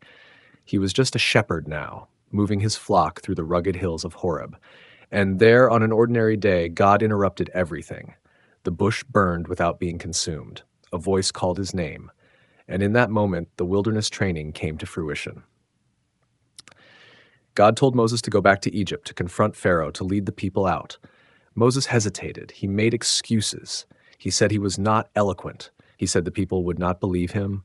He said again and again that he was not the right man, but God did not accept his refusal. The wilderness had prepared Moses for the very moment. The prince of Egypt could not do it. The shepherd of Midian could, because the shepherd knew what it meant to depend on someone else. He knew what it meant to wait. He knew what it meant to trust, even when the path ahead was hidden. So Moses went back. He did not go with the swagger of a prince. He went with the trembling of a man who knew his own weakness. And that, strangely enough, was exactly what made him fit for the task. The wilderness did not end when Moses left Midian. It followed him. The people of Israel were led into the same desert, and Moses walked with them step by step for 40 more years. The shepherd of Midian became the shepherd of a nation. And the skills he learned in the wilderness, patience, gentleness, vigilance, silence, were the very skills he needed to carry a grumbling, fearful people across the wasteland. Watch him in the wilderness of Sinai. The people complain about food. They complain about water. They complain about Moses himself. And Moses, who once reacted with hot anger in Egypt, now falls on his face before God. He does not strike out. He does not defend himself. He brings the complaints to the Lord and waits for an answer. That is the fruit of 40 years in the desert. Watch him when the people make a golden calf. His anger flares, yes, and the tablets of stone are shattered, but then he intercedes. He begs God to forgive the people, even offering his own life in their place. That is the heart of a shepherd laid down for the flock. That does not come from the palace, that comes from the wilderness. There is a pattern here that repeats throughout the Bible. Joseph was prepared in a pit and a prison before he stood before Pharaoh. David was prepared in the fields with sheep before he faced Goliath. And Moses was prepared in the wilderness of Midian before he confronted the king of Egypt. The desert is not a punishment, it is a school. It is a place where God shapes the leaders he intends to use. Why does he do it this way? Because leadership in his kingdom is not about confidence in self. It is about dependence on him. A man who has never been stripped of everything does not know how to lean on God. A woman who has never been alone in the desert does not know how to hear his voice. The wilderness strips away the false self. It removes the crutches. It leaves a person raw and open, ready to receive what God wants to give. Moses became the most humble man on the face of the earth, the scriptures say. That humility was not born overnight. It was carved out over decades, in the silence of Midian, in the long years of waiting, in the daily tasks of a shepherd who had no audience but God. And here is the wonder of it. The same God who trained Moses in the wilderness is the same God who trains us. Your desert season may not last 40 years. It may not involve sheep or burning bushes, but it is not wasted. Every day of waiting, every moment of silence, every frustration and disappointment, these are the tools God uses to shape you. Do you feel hidden? Do you feel forgotten? Do you wonder why you are stuck in a place that seems to lead nowhere? Take heart. Moses spent 40 years in a place that seemed to lead nowhere. And then God called him out, and the whole world changed. The wilderness is not the end of your story. It is the preparation for it. The shepherd becomes the leader. The fugitive becomes the deliverer. The man with nothing becomes the man through whom God does everything. So let the desert do its work. Let it humble you. Let it teach you to wait. Let it strip away the things that do not matter. Because when God calls you out, you will not go in your own strength. You will go in His. And that is the only way to lead. Manna, water, and daily provisions. Manna, water, and daily provisions. 1 omer per person, no more, no less. Do not store it for tomorrow. Trust the rhythm. Trust the giver. Some tried to keep extra anyway. They gathered more than they needed, thinking ahead, planning for scarcity. But when morning came, the leftovers had bred worms and smelled rotten. Moses was angry with them, not because they had broken a rule, but because they had shown they did not trust the daily word of God. The pattern was simple, and that was the point. 6 days the manna came. On the 6th day, a double portion, so the 7th could be a day of rest. On the Sabbath, no manna fell at all. The people who had doubted learned to rest. The people who had hoarded learned to let go. Day by day, the desert taught them a new kind of faith. Not faith in their own supply, but faith in the one who supplied. The manna was small, but it was enough. It tasted like wafers made with honey. It came every morning, fresh and new, a reminder that yesterday's mercy would not carry today. God did not give them a year of bread in one moment. He gave them a day at a time. There was water too. The desert is dry, and 1 million people cannot survive long without it. At Rephidim, the people had complained bitterly, and Moses had struck the rock at Horeb, and water had gushed out to quench the camp. That memory stayed with them. But the wilderness kept testing. There were other places, other dry camps, other moments when the fear rose again. The water came when they needed it, sometimes from a rock, sometimes from a well that appeared in an unexpected place. God did not always use the same method, but He always provided. The people learned that their survival did not depend on the landscape. It depended on the Lord of the landscape. And there was more. Their clothes did not wear out. Their sandals did not break. Think about that for a moment. 40 years of walking, and the garments on their backs stayed whole. No one had to weave new cloth. No one had to mend worn straps. The very things they wore were held together by the same hand that sent the manna. The provision was not just about food and water. It was about everything, every thread, every step, every day. This is a strange kind of economics. In Egypt, the people had stored grain. They had built cities with surplus. They had counted on their own accumulation. But the wilderness operated on a different principle. Here you could not save for a rainy day because there was no rain. There was only the daily gift, and the daily gift was enough. The manna taught them to live in the present, not the past, where Egypt's pots of meat still called to them in their memories. Not the future, where Canaan's abundance seemed impossibly far away, but the present, where God's hand was visible every single morning. The present was the place of trust. There is something about the desert that strips away illusions. You cannot pretend to be self-sufficient when you are surrounded by nothing. You cannot pretend to control your own life when you wake up each morning dependent on food you did not plant and water you did not find. The wilderness makes the need visible, and the need makes the provider visible. The people grumbled often. They forgot the manna when they were thirsty. They forgot the water when they were tired. They forgot the clothes that held together when they faced another long march. But God did not forget them. The provision continued, steady and faithful like the rising of the sun. Consider what this means for those who walk their own wilderness seasons. The desert is not a place of scarcity in God's economy. It is a place of daily grace. The manna did not fall once and last forever. It fell every day. The water did not gush once and fill an ocean. It came when they needed it. The clothes did not last because they were made of magic. They lasted because God sustained them. This is the lesson of the manna. God does not give us a lifetime of resources in a single moment. He gives us enough for today, and tomorrow He will give us enough for tomorrow. The prayer Jesus would later teach echoes this same rhythm. Give us this day our daily bread. Not a week of bread, not a year of bread. A day. One day at a time. The wilderness breaks us of the habit of accumulation. It loosens our grip on the things we think we need to survive. It teaches us that our lives are not sustained by our own effort, but by the faithful hand of a Father who knows our needs before we ask. The manna was a daily sermon, preached in flakes of white on the desert floor. The message was simple: I am here, and I will provide. There's a deeper truth hidden in the manna as well. The people ate the same bread for 40 years. It was monotonous. It was repetitive.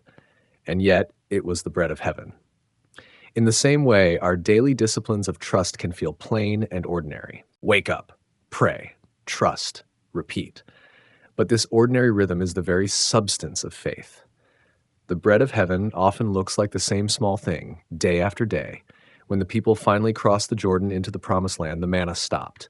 They ate the produce of the land, and the daily bread from heaven ceased. But the lesson did not cease. The generations who had eaten manna in the desert carried a story with them. They told their children about the flakes on the ground, about the water from the rock, about the clothes that never wore out. The story became a memory, and the memory became a testimony. And the testimony is this: God is faithful in the wilderness. He does not abandon his people to the desert. He walks with them through it. He feeds them. He waters them. He clothes them. He teaches them that the wildest, most barren place on earth can become a table spread with daily grace. The manna is a sign. It points beyond itself to a deeper reality. The same God who rained bread from heaven in the wilderness is the God who provides for his people in every season. The desert is not a place of lack. It is a place of learning. And the lesson is written in every flake of manna, every drop of water, every thread that holds. So gather what you need for today. Do not hoard tomorrow's portion. The morning will bring its own bread. The rock will yield its own water. The one who has brought you this far will not fail you now. Trust the daily gift. Receive it with open hands, and let the wilderness teach you the rhythm of grace. Korah's rebellion, leadership under fire. I have not taken one donkey from them. He said, I have not harmed a single one of them. That was his defense, not his miracles, not his authority. Just a simple claim. I did not use this position for myself. The next morning came. The whole congregation gathered near the tabernacle. Korah and his men stood at the entrance of the tent, censers in hand, fire and incense ready. They believed they could stand before the Lord. They believed their offering would be accepted. But the glory of the Lord appeared. The same glory that had led them out of Egypt, the same cloud that had covered the mountain. It came down and covered the tent of meeting. And the Lord spoke to Moses and Aaron. Separate yourselves from this congregation. I'm going to consume them in a moment. Moses and Aaron fell on their faces again, and Moses cried out, O God, the God of the spirits of all flesh, will one man sin, and will you be angry with all the congregation? That was the heart of a true leader, even now. Even when the people had turned on him, even when 250 men had challenged his calling, he still stood between them and the wrath of God. He still prayed for the ones who had risen against him. The Lord heard him. He told Moses to speak to the congregation. Tell them to move away from the tents of Korah, Dathan, and Abiram. Moses went to the place, the elders followed, and he spoke to the people. Depart now from the tents of these wicked men. Touch nothing of theirs, or you will be swept away in all their sins. The people pulled back. Dathan and Abiram stood at the door of their tents with their wives and children. A crowd formed at a distance. And Moses said something that took tremendous faith. Here is how you will know that the Lord has sent me to do all these works. If these men die a common death, if they are dealt with as all men are dealt with, then the Lord has not sent me. But if the Lord creates something new, if the ground opens its mouth and swallows them up with all that belongs to them, then you will understand that these men have despised the Lord. He did not say, I am right. He said, God will show. He left the proof in the hands of the one who cannot lie. And the earth opened its mouth. The ground split beneath the tents of Korah, Dathan, and Abiram. They went down alive into the pit. Their households went with them. The earth closed over them, and they were gone, destroyed from the midst of the assembly. Fire came from the Lord and consumed the 250 men who had offered incense. The censers were gathered up. They were hammered into plates to cover the altar. A lasting reminder that no one outside the chosen line could approach the Lord with unholy fire. You would think the lesson was complete, but the wilderness is a hard teacher. The very next day, the whole congregation grumbled against Moses and Aaron. "You have killed the people of the Lord," they said. Not the rebels, the people of the Lord. In one day they had forgotten what they saw. They had forgotten the fire and the earth. They had forgotten the holiness of God. The glory appeared again. The cloud covered the tent. A plague broke out among the people. It began to spread quickly, moving through the camp like a fire through dry grass. Moses saw it. He told Aaron to take his censer, put fire from the altar in it, add incense, and go quickly to the congregation. Make atonement for them, he said. Wrath has gone out from the Lord. The plague has begun. Aaron ran. He ran into the middle of the people. The plague had already killed thousands. He stood between the living and the dead. He put on the incense. He made atonement, and the plague stopped. The high priest stood there in the midst of the dead and the dying, with his censer still smoking. He had done what he was called to do. He had carried the burden of the people. He had stood in the gap. The wilderness reveals who God has chosen.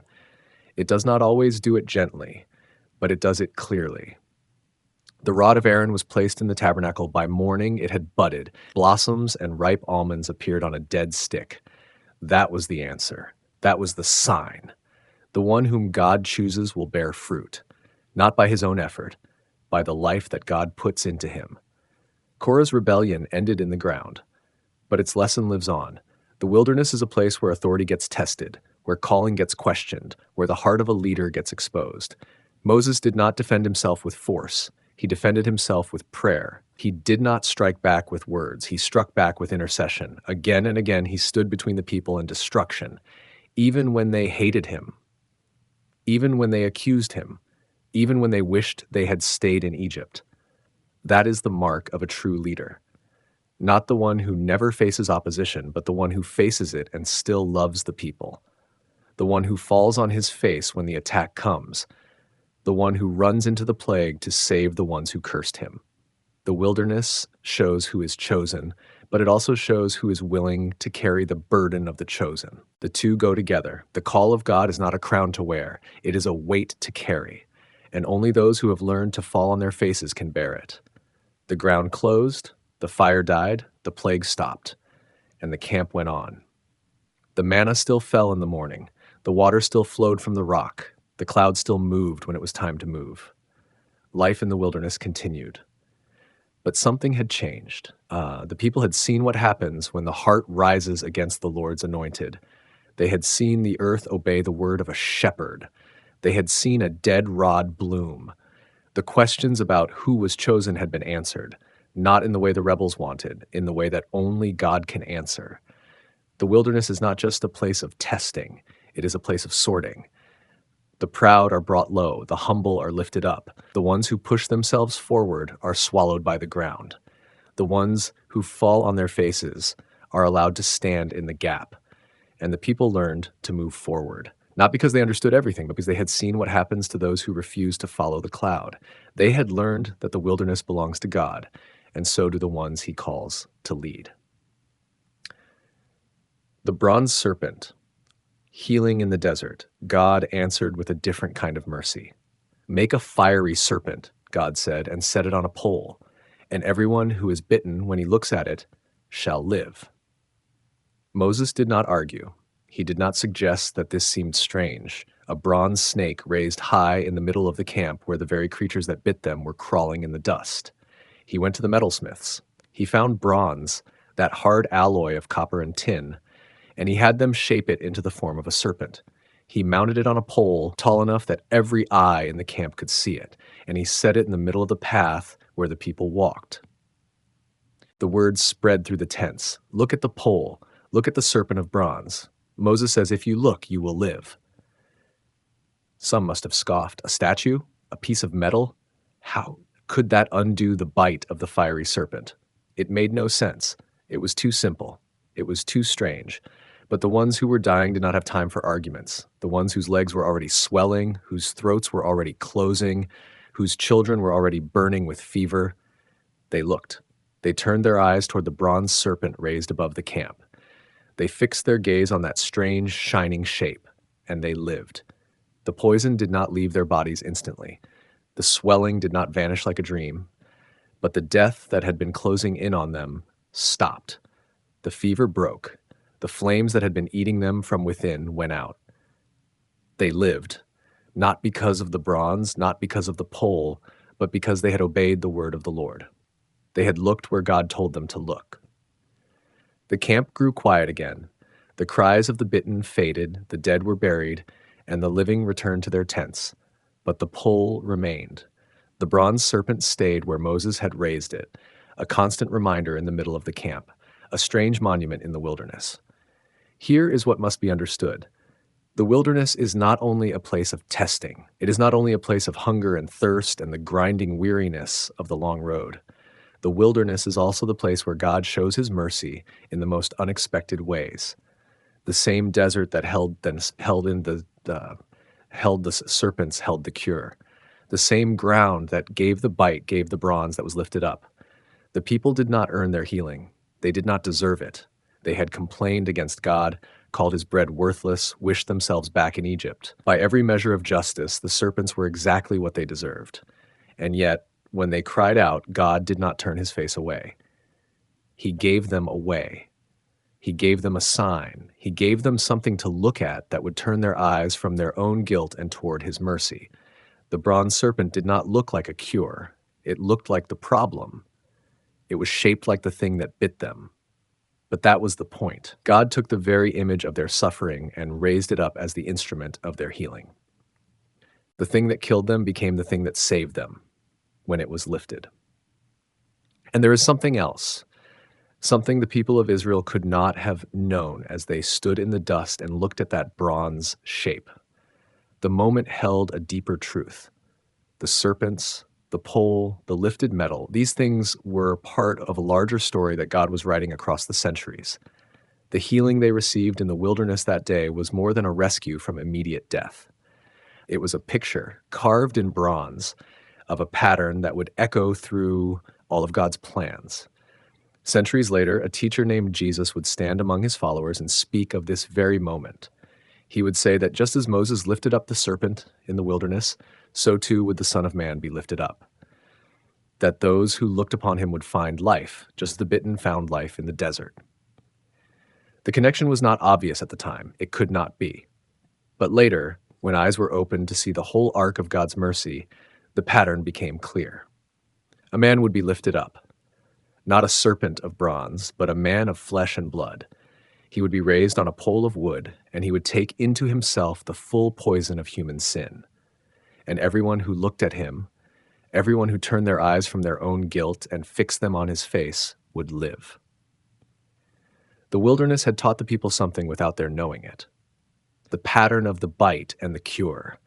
The pattern of the lifted thing that brings life. The pattern of mercy that arrives not when we are good, but when we are bitten and desperate and have nowhere else to look. The people of Israel looked at the bronze serpent and lived. But the bronze serpent was never meant to be the final answer.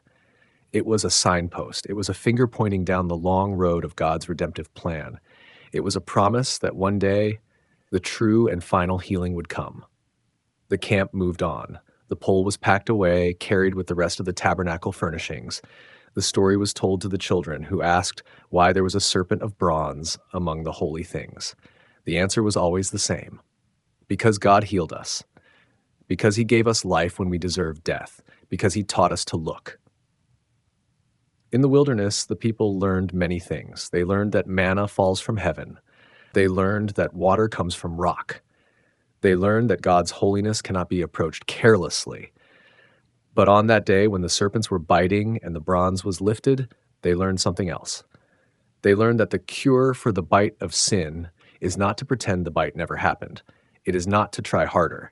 It is not to be better. It is to look, to turn the eyes away from the wound and toward the lifted thing, to trust that God has provided a way even when the way looks strange.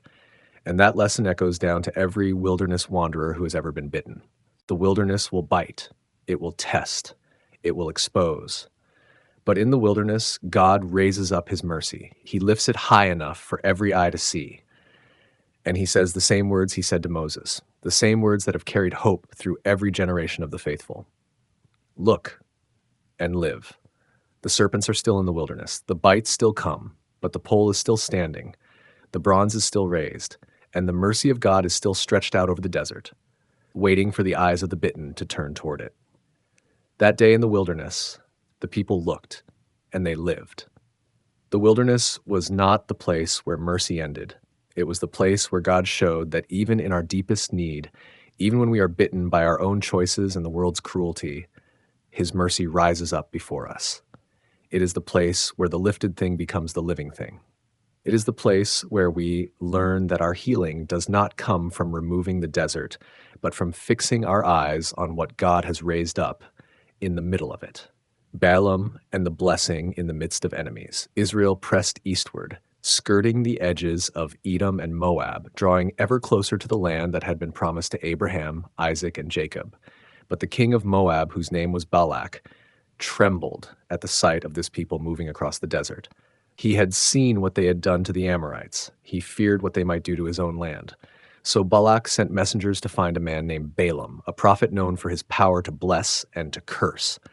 "If you will come and curse this people for me," Balak promised, "I will pay you well." "What I know," Balaam answered, "is that I can speak only what the Lord puts in my mouth." But he came anyway, drawn by the promise of silver and honor. "Have I ever done this to you before?" And Balaam said, "No." Then the Lord opened Balaam's eyes, and he saw the angel standing in the road, sword drawn, and he bowed his face to the ground. The angel spoke, "Why have you struck your donkey 3 times? She turned aside because I stood in the way. If she had not turned aside, I would have unlived you by now and spared her life." Balaam trembled. "I have sinned," he said. "I did not know you stood in the road. If it displeases you, I will turn back." But the angel said, "Go with the men, but only speak the word I give you." So Balaam went on, humbled and afraid. He came to Balak, who met him with great ceremony and sacrifice. The king took him to a high place where they could look down upon the tents of Israel, spread across the plains below like a sea of white and brown. Balak built 7 altars, and Balaam offered bulls and rams, and he went aside to meet the Lord. And when he returned, the words that came out of his mouth were not the words he had planned. "How can I curse whom God has not cursed? How can I denounce whom the Lord has not denounced? From the top of the rocks I see him, from the hills I behold him, a people dwelling alone, not reckoning itself among the nations. Who can count the dust of Jacob, or number the 4th part of Israel? Let me die the death of the upright, and let my end be like his." Balak was furious. "What have you done? I brought you to curse my enemies, and you have blessed them." Balaam shook his head. "Must I not take care to speak what the Lord puts in my mouth?" But Balak would not give up. He took Balaam to another place, to the top of Pisgah, where a different view of Israel could be seen. Again, 7 altars, again bulls and rams. Again Balaam went aside, and again he returned with words that were not his own. "Rise up, Balak, and hear. Listen to me, son of Zippor. God is not a man that he should lie, nor a son of man that he should change his mind. Has he said, and will he not do it? He has spoken, and will he not bring it to pass? I have received a command to bless. He has blessed, and I cannot reverse it. No misfortune is seen in Jacob, no misery in Israel. The Lord their God is with them, and the shout of the king is among them." Balak's anger burned like a wildfire. "Neither curse them at all, nor bless them at all." But Balaam answered, "Did I not tell you that whatever the Lord says, that I must do?" Yet Balak tried once more. He took Balaam to the top of Peor, overlooking the wasteland below. 7 altars, 7 bulls, 7 rams. And this time Balaam did not go aside to seek the Lord. He knew the Lord's word was fixed. He looked down at the tents of Israel, and he spoke. The oracle of Balaam, the son of Beor, the oracle of the man whose eye is opened, the oracle of him who hears the words of God, who sees the vision of the Almighty, falling down with his eyes uncovered. How lovely are your tents, O Jacob, your dwelling places, O Israel, like valleys that stretch out, like gardens beside the river, like aloes planted by the Lord, like cedars beside the waters. He shall pour water from his buckets, and his seed shall be in many waters. His king shall be higher than Agag, and his kingdom shall be exalted. God brings him out of Egypt. He has, as it were, the strength of the wild ox. He shall eat up the nations, his adversaries, and shall break their bones in pieces, and pierce them through with his arrows. He couched, he lay down as a lion, and as a lioness who dares rouse him. Blessed is everyone who blesses you, and cursed is everyone who curses you." Balak's hands clenched into fists, his face twisted with rage. "Flee to your place," he shouted. "I said I would promote you to great honor, but the Lord has held you back from honor." And Balaam answered with a strange calm settling over him, "Did I not tell your messengers, even the ones you sent the first time, that though Balak gave me his house full of silver and gold, I could not go beyond the word of the Lord to do either good or bad of my own will? What the Lord speaks, that I must speak. And now behold, I am going to my people. But let me tell you what this people will do to your people in the days to come."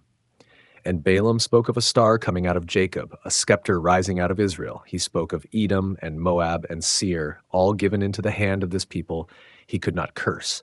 He spoke of cities destroyed and enemies scattered, and when he finished, he rose and went his way back to his own land, carrying no gold, no silver, no honor from Balak, but carrying something far heavier. The weight of a God who turns curses into blessings, who fights for a people who do not even know they are being fought for. Israel camped on the plains of Moab, unaware of the prophet on the mountain, unaware of the altars and the sacrifices, unaware of the words spoken over them in the dark. They had not asked for this protection. They had not earned it. They were simply the people of God, and that was enough. The wilderness had been a place of testing and failure, of grumbling and rebellion, but it was also a place where the enemy could not touch them. Not with swords, not with armies, not with curses.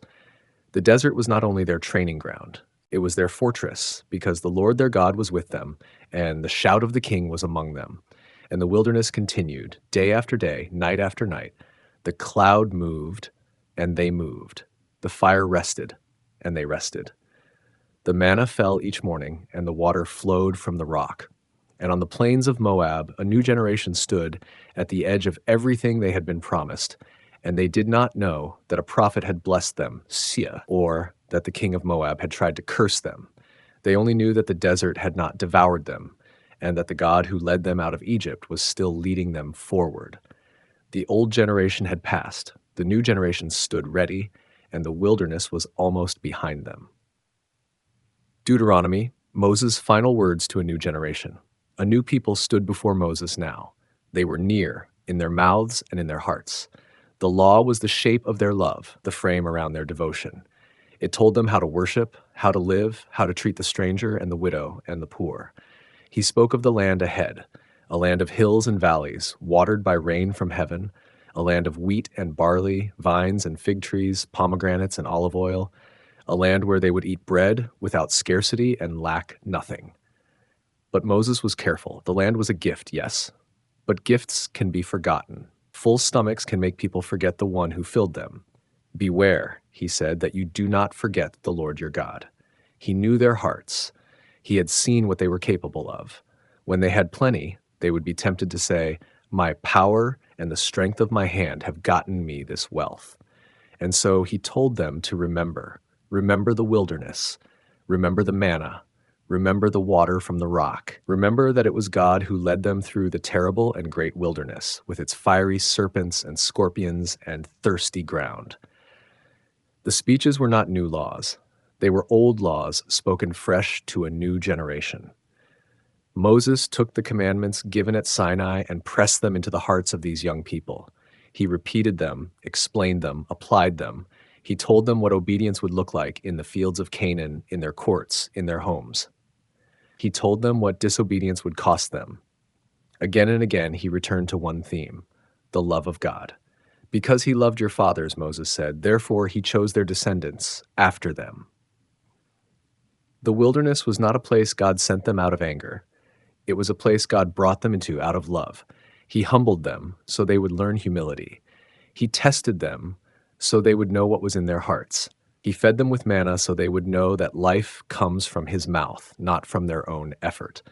Every hardship was a lesson. Every provision was a proof.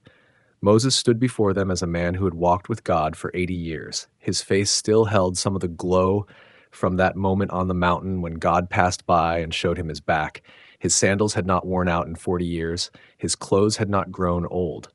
He was living proof of the very truths he preached. He called heaven and earth as witnesses. He set before them the way of life and the way of death. He urged them to keep the commandments, to walk in the ways of the Lord, to cling to him. He told them that the Lord their God would circumcise their hearts and the hearts of their descendants, so that they would love him with all their heart and soul and live. The people listened. They had heard these words before, perhaps from their parents, but now they heard them from Moses himself, on the edge of the land their parents had refused to enter. The weight of the moment pressed down on them. They were not just receiving information, they were receiving a charge. Moses taught them a song of witness that would remain when he was gone. The words told of God's faithfulness and their own fickleness. It was a song that would accuse them when they turned away and remind them of the way back when they repented. He wrote it down and gave it to them, a permanent reminder of the covenant between God and his people. The book of Deuteronomy is sometimes called the second law, but it is more than a repetition. It is a renewal. Moses took everything God had said at Sinai and translated it for a generation that had only known the wilderness. He took the covenant made with their parents and made it their own. He called them to choose, to decide, to commit, not out of fear, but out of love. The plains of Moab stretched wide and flat under a sky that had watched over 40 years of wandering. Soon the river would be crossed, the walls of Jericho would fall, and the land would be taken. But before any of that, there was this moment, a man and a people, standing between what was and what would be. The past was heavy with failure, the future was bright with promise, and in between there was the word of God, spoken again, made fresh again, held out to a new generation. Moses did not know where he would be buried, but he knew where his words would live, in the mouths of these young people, in their children's children, in the history of a nation called to be holy, set apart, a light to the nations. The wilderness had done its work. The people standing on the plains of Moab were not the people who left Egypt. They had been shaped, tested, refined. They had learned to depend on God for bread and water and direction. They had learned the law and the stories and the songs. They were ready for what came next. Moses looked at them one last time. His eyes moved across the crowd, seeing faces he had watched grow from childhood. He had buried their parents. He had led them through the long years. Now he would leave them at the threshold of everything God had promised. He did not weep. He did not waver. He spoke the words that would carry them forward, the words of the covenant, the words of the law, the words of love. And when he was done, he blessed them. Each tribe, each family, each heart. He spoke of the everlasting arms underneath them, of the God who rides the heavens to help them, of the dwelling place of the Most High. He poured out his final words like water over thirsty ground. The people stood silent. The moment hung in the air between them and the river. They did not know all that awaited them. They did not know the battles or the blessings, the victories or the defeats. But they knew this: God had brought them through the wilderness, and he would not stop now. The words of Moses settled into their hearts like seed into good soil. They would carry them across the Jordan. They would speak them to their children. They would sing them in times of joy and whisper them in times of sorrow. The wilderness years were over. The time of inheritance had come. But Moses was not done speaking. There was one more thing he needed to say, one more choice to set before them.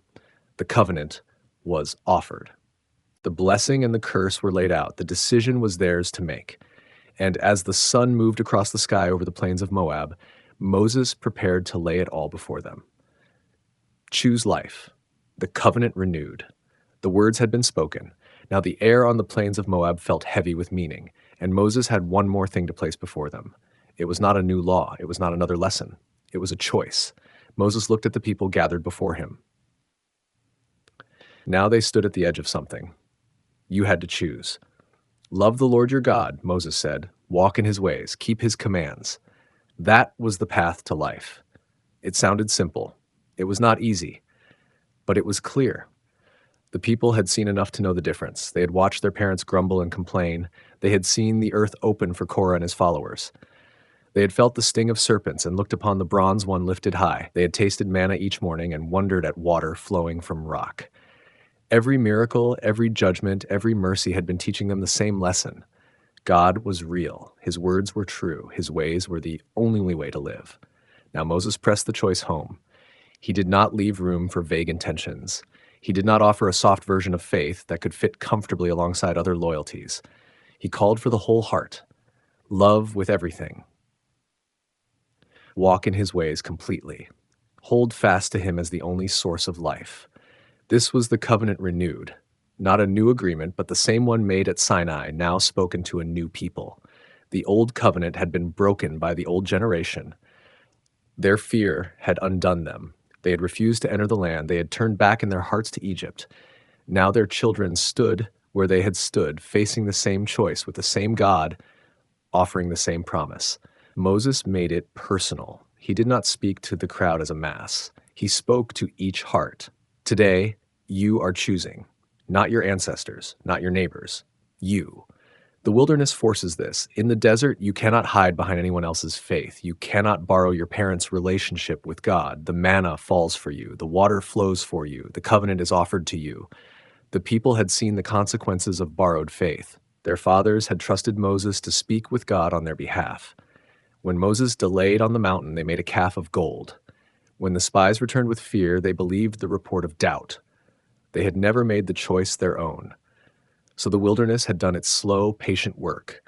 It had sifted them. It had buried one generation and raised another. Now the new generation had to decide for themselves. Moses spoke of the blessing. If they chose life, they would dwell in a land of brooks and springs. They would eat bread without scarcity. They would lack nothing. The desert years would end in abundance. But the blessing was not only about the land, it was about relationship. To choose life meant to choose the God of life. To walk in his ways was to walk with him. The wilderness had taught them what that meant. He had carried them like a father carries a son. He had fed them when there was no food. He had clothed them when their garments did not wear out. He had guided them when there was no path, and he had disciplined them when they strayed. The wilderness was not only a gift, it was also a teacher. It humbled them, it tested them, it showed them what was in their hearts. Now they knew themselves better than their fathers had. They had seen their own grumbling, they had felt their own doubts. They had learned that the heart can wander even in the presence of miracles. So Moses called them to remember. Remember what you have seen. Remember what you have learned. Remember that the wilderness was not empty time. It was formation. God was shaping a people who could carry his presence into the land, a people who would know him, not just know about him, a people who would choose him, not just inherit him. The choice was stark. Moses did not soften it. He spoke of curses too. Disobedience would bring consequence. The land itself would reject them. They would be scattered among the nations. The very blessings they sought would become thorns. But even in this, Moses pointed to hope. The wilderness had taught them that God is merciful. When they failed, he did not abandon them. When they returned, he received them. The covenant was not a trap. It was a lifeline. Now the day of decision had come. Moses looked at the people. He saw their faces. He saw the questions in their eyes. He saw the weight of the moment pressing down on them. And he did what he had always done. He spoke the truth. He did not flatter them.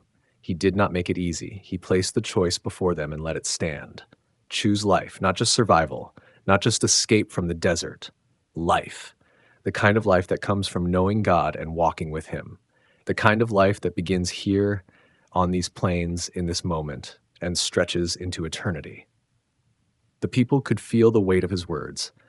The wilderness had prepared them for this. Every step of the journey had been leading to this moment of decision. The manna had taught them dependence. The water had taught them provision. The battles had taught them trust.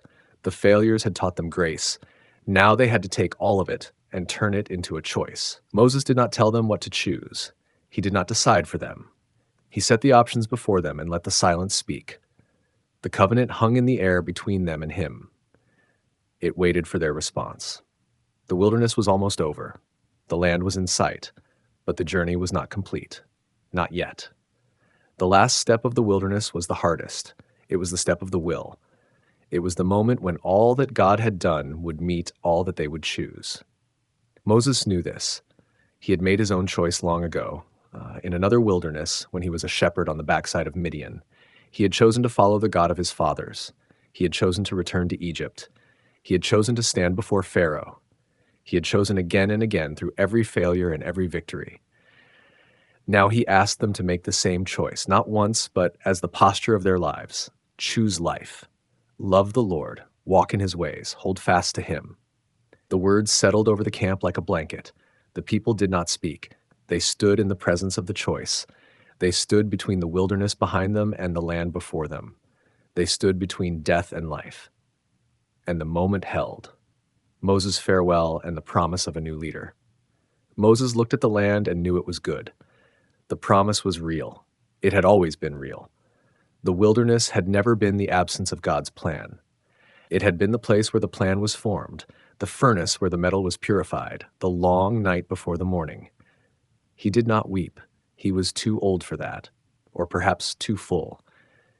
He had seen the face of God in a burning bush and the back of God on a mountain. He had held the tablets of stone and broken them in grief. He had interceded for a people who had rejected him, and he had blessed a people who would go on without him. His life was not a tragedy. It was a completion.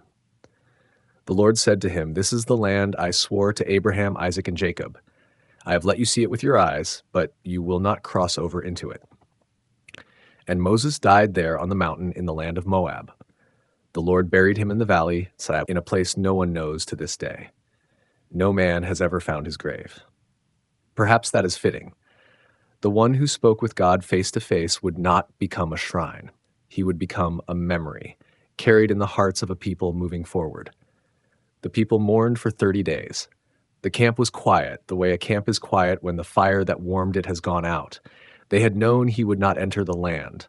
They had known it since the waters of Meribah, since the day he struck the rock instead of speaking to it. But knowing and feeling are different things. The man who had stood between them and the wrath of God, the man who had brought them the words of the covenant, the man who had prayed for them when they had cursed him, he was gone. Then the Lord spoke to Joshua, the son of Nun. "Moses, my servant, is dead. Now therefore arise, go over this Jordan, you and all this people, to the land I am giving to them." Joshua had been ready for this moment for a long time. He had stood at the foot of Sinai while Moses climbed. He had gone with Caleb to spy out the land and come back with a report of faith. He had waited at the tent of meeting while the glory of the Lord descended. He had learned the rhythm of the wilderness, the daily bread, the pillar of cloud, the voice of God speaking through the man he served. Now the man was gone, and the voice remained. The Lord said to Joshua, "Be strong and courageous. Do not be afraid and do not be dismayed, for the Lord your God is with you wherever you go." The words were not new. They had been spoken before to Moses at the burning bush, to the people at the edge of the sea. But they were new to Joshua, new in the way that water is new to a man who has crossed a desert. He had seen God provide. He had seen God judge. He had seen God forgive. The wilderness had been his classroom, and now the lesson was simple. Trust and move. Moses had laid his hands on Joshua in the sight of all the people. The spirit of wisdom had been poured out, and the people had seen it. They had watched the younger man grow into the role, the way a son grows into the shape of his father's coat. Now the coat was his, the staff was his, the promise was his to carry. The plains of Moab stretched out beneath the mountain, green with the first signs of the land beyond the river. The people were ready. They had been tested and proven, not perfect, but prepared. The generation of the wilderness had learned what their parents had not. They had learned that God keeps his word, even when the road is long. They had learned that the desert is not the destination, but it is also not the enemy. It is the place where the heart is made ready for the thing it desires. Moses stood on the mountain, and the mountain stood between the wilderness and the land. He had seen the promise with his eyes. He had touched it with his gaze. He had been allowed to know that the journey had not been in vain. The people would cross the Jordan, they would take the land, they would become what God had always intended them to become. And Moses, the servant of the Lord, rested. His work was done. His words were written. His life was a testimony to the strange and beautiful way of God, the way that leads through the desert to the place of promise, the way that ends not in failure but in faithfulness. The camp stirred below. The trumpets would sound soon. The priests would take up the ark. The waters of the Jordan would part, and the people would walk on dry ground into a new chapter of their story.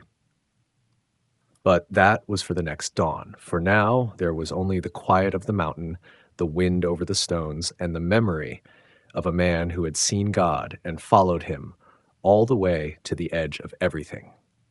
Joshua stood at the edge of the camp, looking east. The sun was setting over the plains, and the shadows were long. He thought of Moses, of the years of walking behind him, of the lessons learned in the dust and the silence. He thought of the land ahead, the cities to be taken, the battles to be fought. He thought of the words the Lord had spoken to him, the words that would carry him forward. Be strong and courageous. Do not be afraid. He was not afraid. The wilderness had taught him that fear is a choice, and he had chosen trust. The man who had led him was gone, but the God who had led the man was still there. The promise was alive. The journey was not over. It was just beginning. And the people of Israel looked at Joshua, and they saw in him the same fire they had seen in Moses. They saw the same patience, the same faith, the same stubborn love for the God who had brought them out of Egypt. They knew the wilderness had not been wasted. It had been preparation. It had been the long road to the short crossing. It had been the desert that made them ready for the land. So they gathered their tents and their families and their memories, and they waited for the word to move. The mountain was behind them, the river was before them, and the God who had walked with them through the wilderness was already on the other side, preparing the way for the people he had called his own. Why your wilderness precedes your promise. The people looked at Joshua, their new leader, and they must have felt the weight of every step behind them. And now, at the edge of everything they had waited for, the lesson became clear. The wilderness was never the enemy of the promise. It was the road to it. Think about the pattern. Abraham left Ur and wandered through barren places before he held the land in his hands, even then only as a promise. Joseph spent years in a prison before he stood in a palace. David ran from Saul through caves and wilderness before he wore the crown. Elijah drank from a brook and ate from ravens before he stood on Mount Carmel. Paul spent years in Arabia before he preached. The desert is the doorway. God does not waste seasons. He does not lose time. Every mile of sand, every night under a sky with no city lights, every meal that came from nowhere but his hand, it all meant something. Why does the wilderness come first? To humble you. You may be in that season now. Everything that used to work does not work anymore. The old strategies fail. The old comforts feel hollow. That is not punishment. That is preparation. God is emptying your hands so he can fill them with something better. To reveal your heart, the wilderness is a mirror. In the desert, there is nowhere to hide. No distractions to numb the ache, no busyness to drown the questions. What is inside you comes up to the surface. Israel grumbled in the wilderness. They grumbled about food. They grumbled about water. They grumbled about leaders. They grumbled about the giants in the land. The grumbling was not about the circumstances. It was about the heart. What do you say when you are hungry? What do you think when you are alone? What do you believe when God seems silent? The wilderness answers those questions. It does not create what is in you. It reveals it. That is hard news, but it is good news because you cannot heal what you cannot see. You cannot repent of what you refuse to face. The wilderness gives you the gift of honesty. It strips away pretense and leaves you with the truth of who you are. And that truth, as hard as it is the place where God begins his work. To teach you dependence. Manna fell every morning. Water came from a rock. Clothes did not wear out. Sandals did not break. For 40 years, Israel could not store up more than a day's worth of manna. If they tried, it bred worms and stank. God was teaching them something. Tomorrow is not yours to carry. Today is enough. Trust me for today, and I will be there for tomorrow. That is the hardest lesson in the spiritual life. We want to control the future. We want to store up enough provision, enough security, enough certainty. But the wilderness will not let us. It forces us to live one day at a time. It forces us to wake up each morning and look for the manna. It forces us to ask God, what do you have for me today? And he always answers. The wilderness is where you learn that your strength is not enough. Your planning is not enough. Your wisdom is not enough. But his grace is sufficient. His power is made perfect in weakness. The wilderness teaches you to pray not as a ritual but as a lifeline, to shape you. Israel left Egypt as a mob of slaves. They entered the land as an army. Between those two moments, God gave them laws. He taught them worship. He established the priesthood. He showed them how to be holy, how to be clean, how to be set apart. The wilderness was not just about getting somewhere, it was about becoming something, a vessel for his purpose. Think about the tabernacle. It was built in the desert. Every curtain, every pole, every piece of gold, crafted in the middle of nowhere. The place where God would dwell was not built in the land of promise. It was built in the wilderness, because the wilderness is where God does his finest work. It is where he constructs the dwelling place for his presence. He is doing that in you. The desert season is not just about survival. It is about formation. God is shaping your character. He is deepening your faith. He is teaching you to hear his voice, to walk in his ways, to love what he loves and hate what he hates. He is making you into someone who can carry the promise without being ruined by it. There's one more lesson: the scapegoat. On the Day of Atonement, one goat was sacrificed. The other was sent into the wilderness, carrying the sins of the people. The wilderness became the place where sin was taken away. The desert absorbed what could not stay in the camp. That is what your wilderness can be: a place where old sins are carried away, where old patterns die, where the things that have held you back are left behind in the sand, never to be picked up again. Do not waste your wilderness by only enduring it.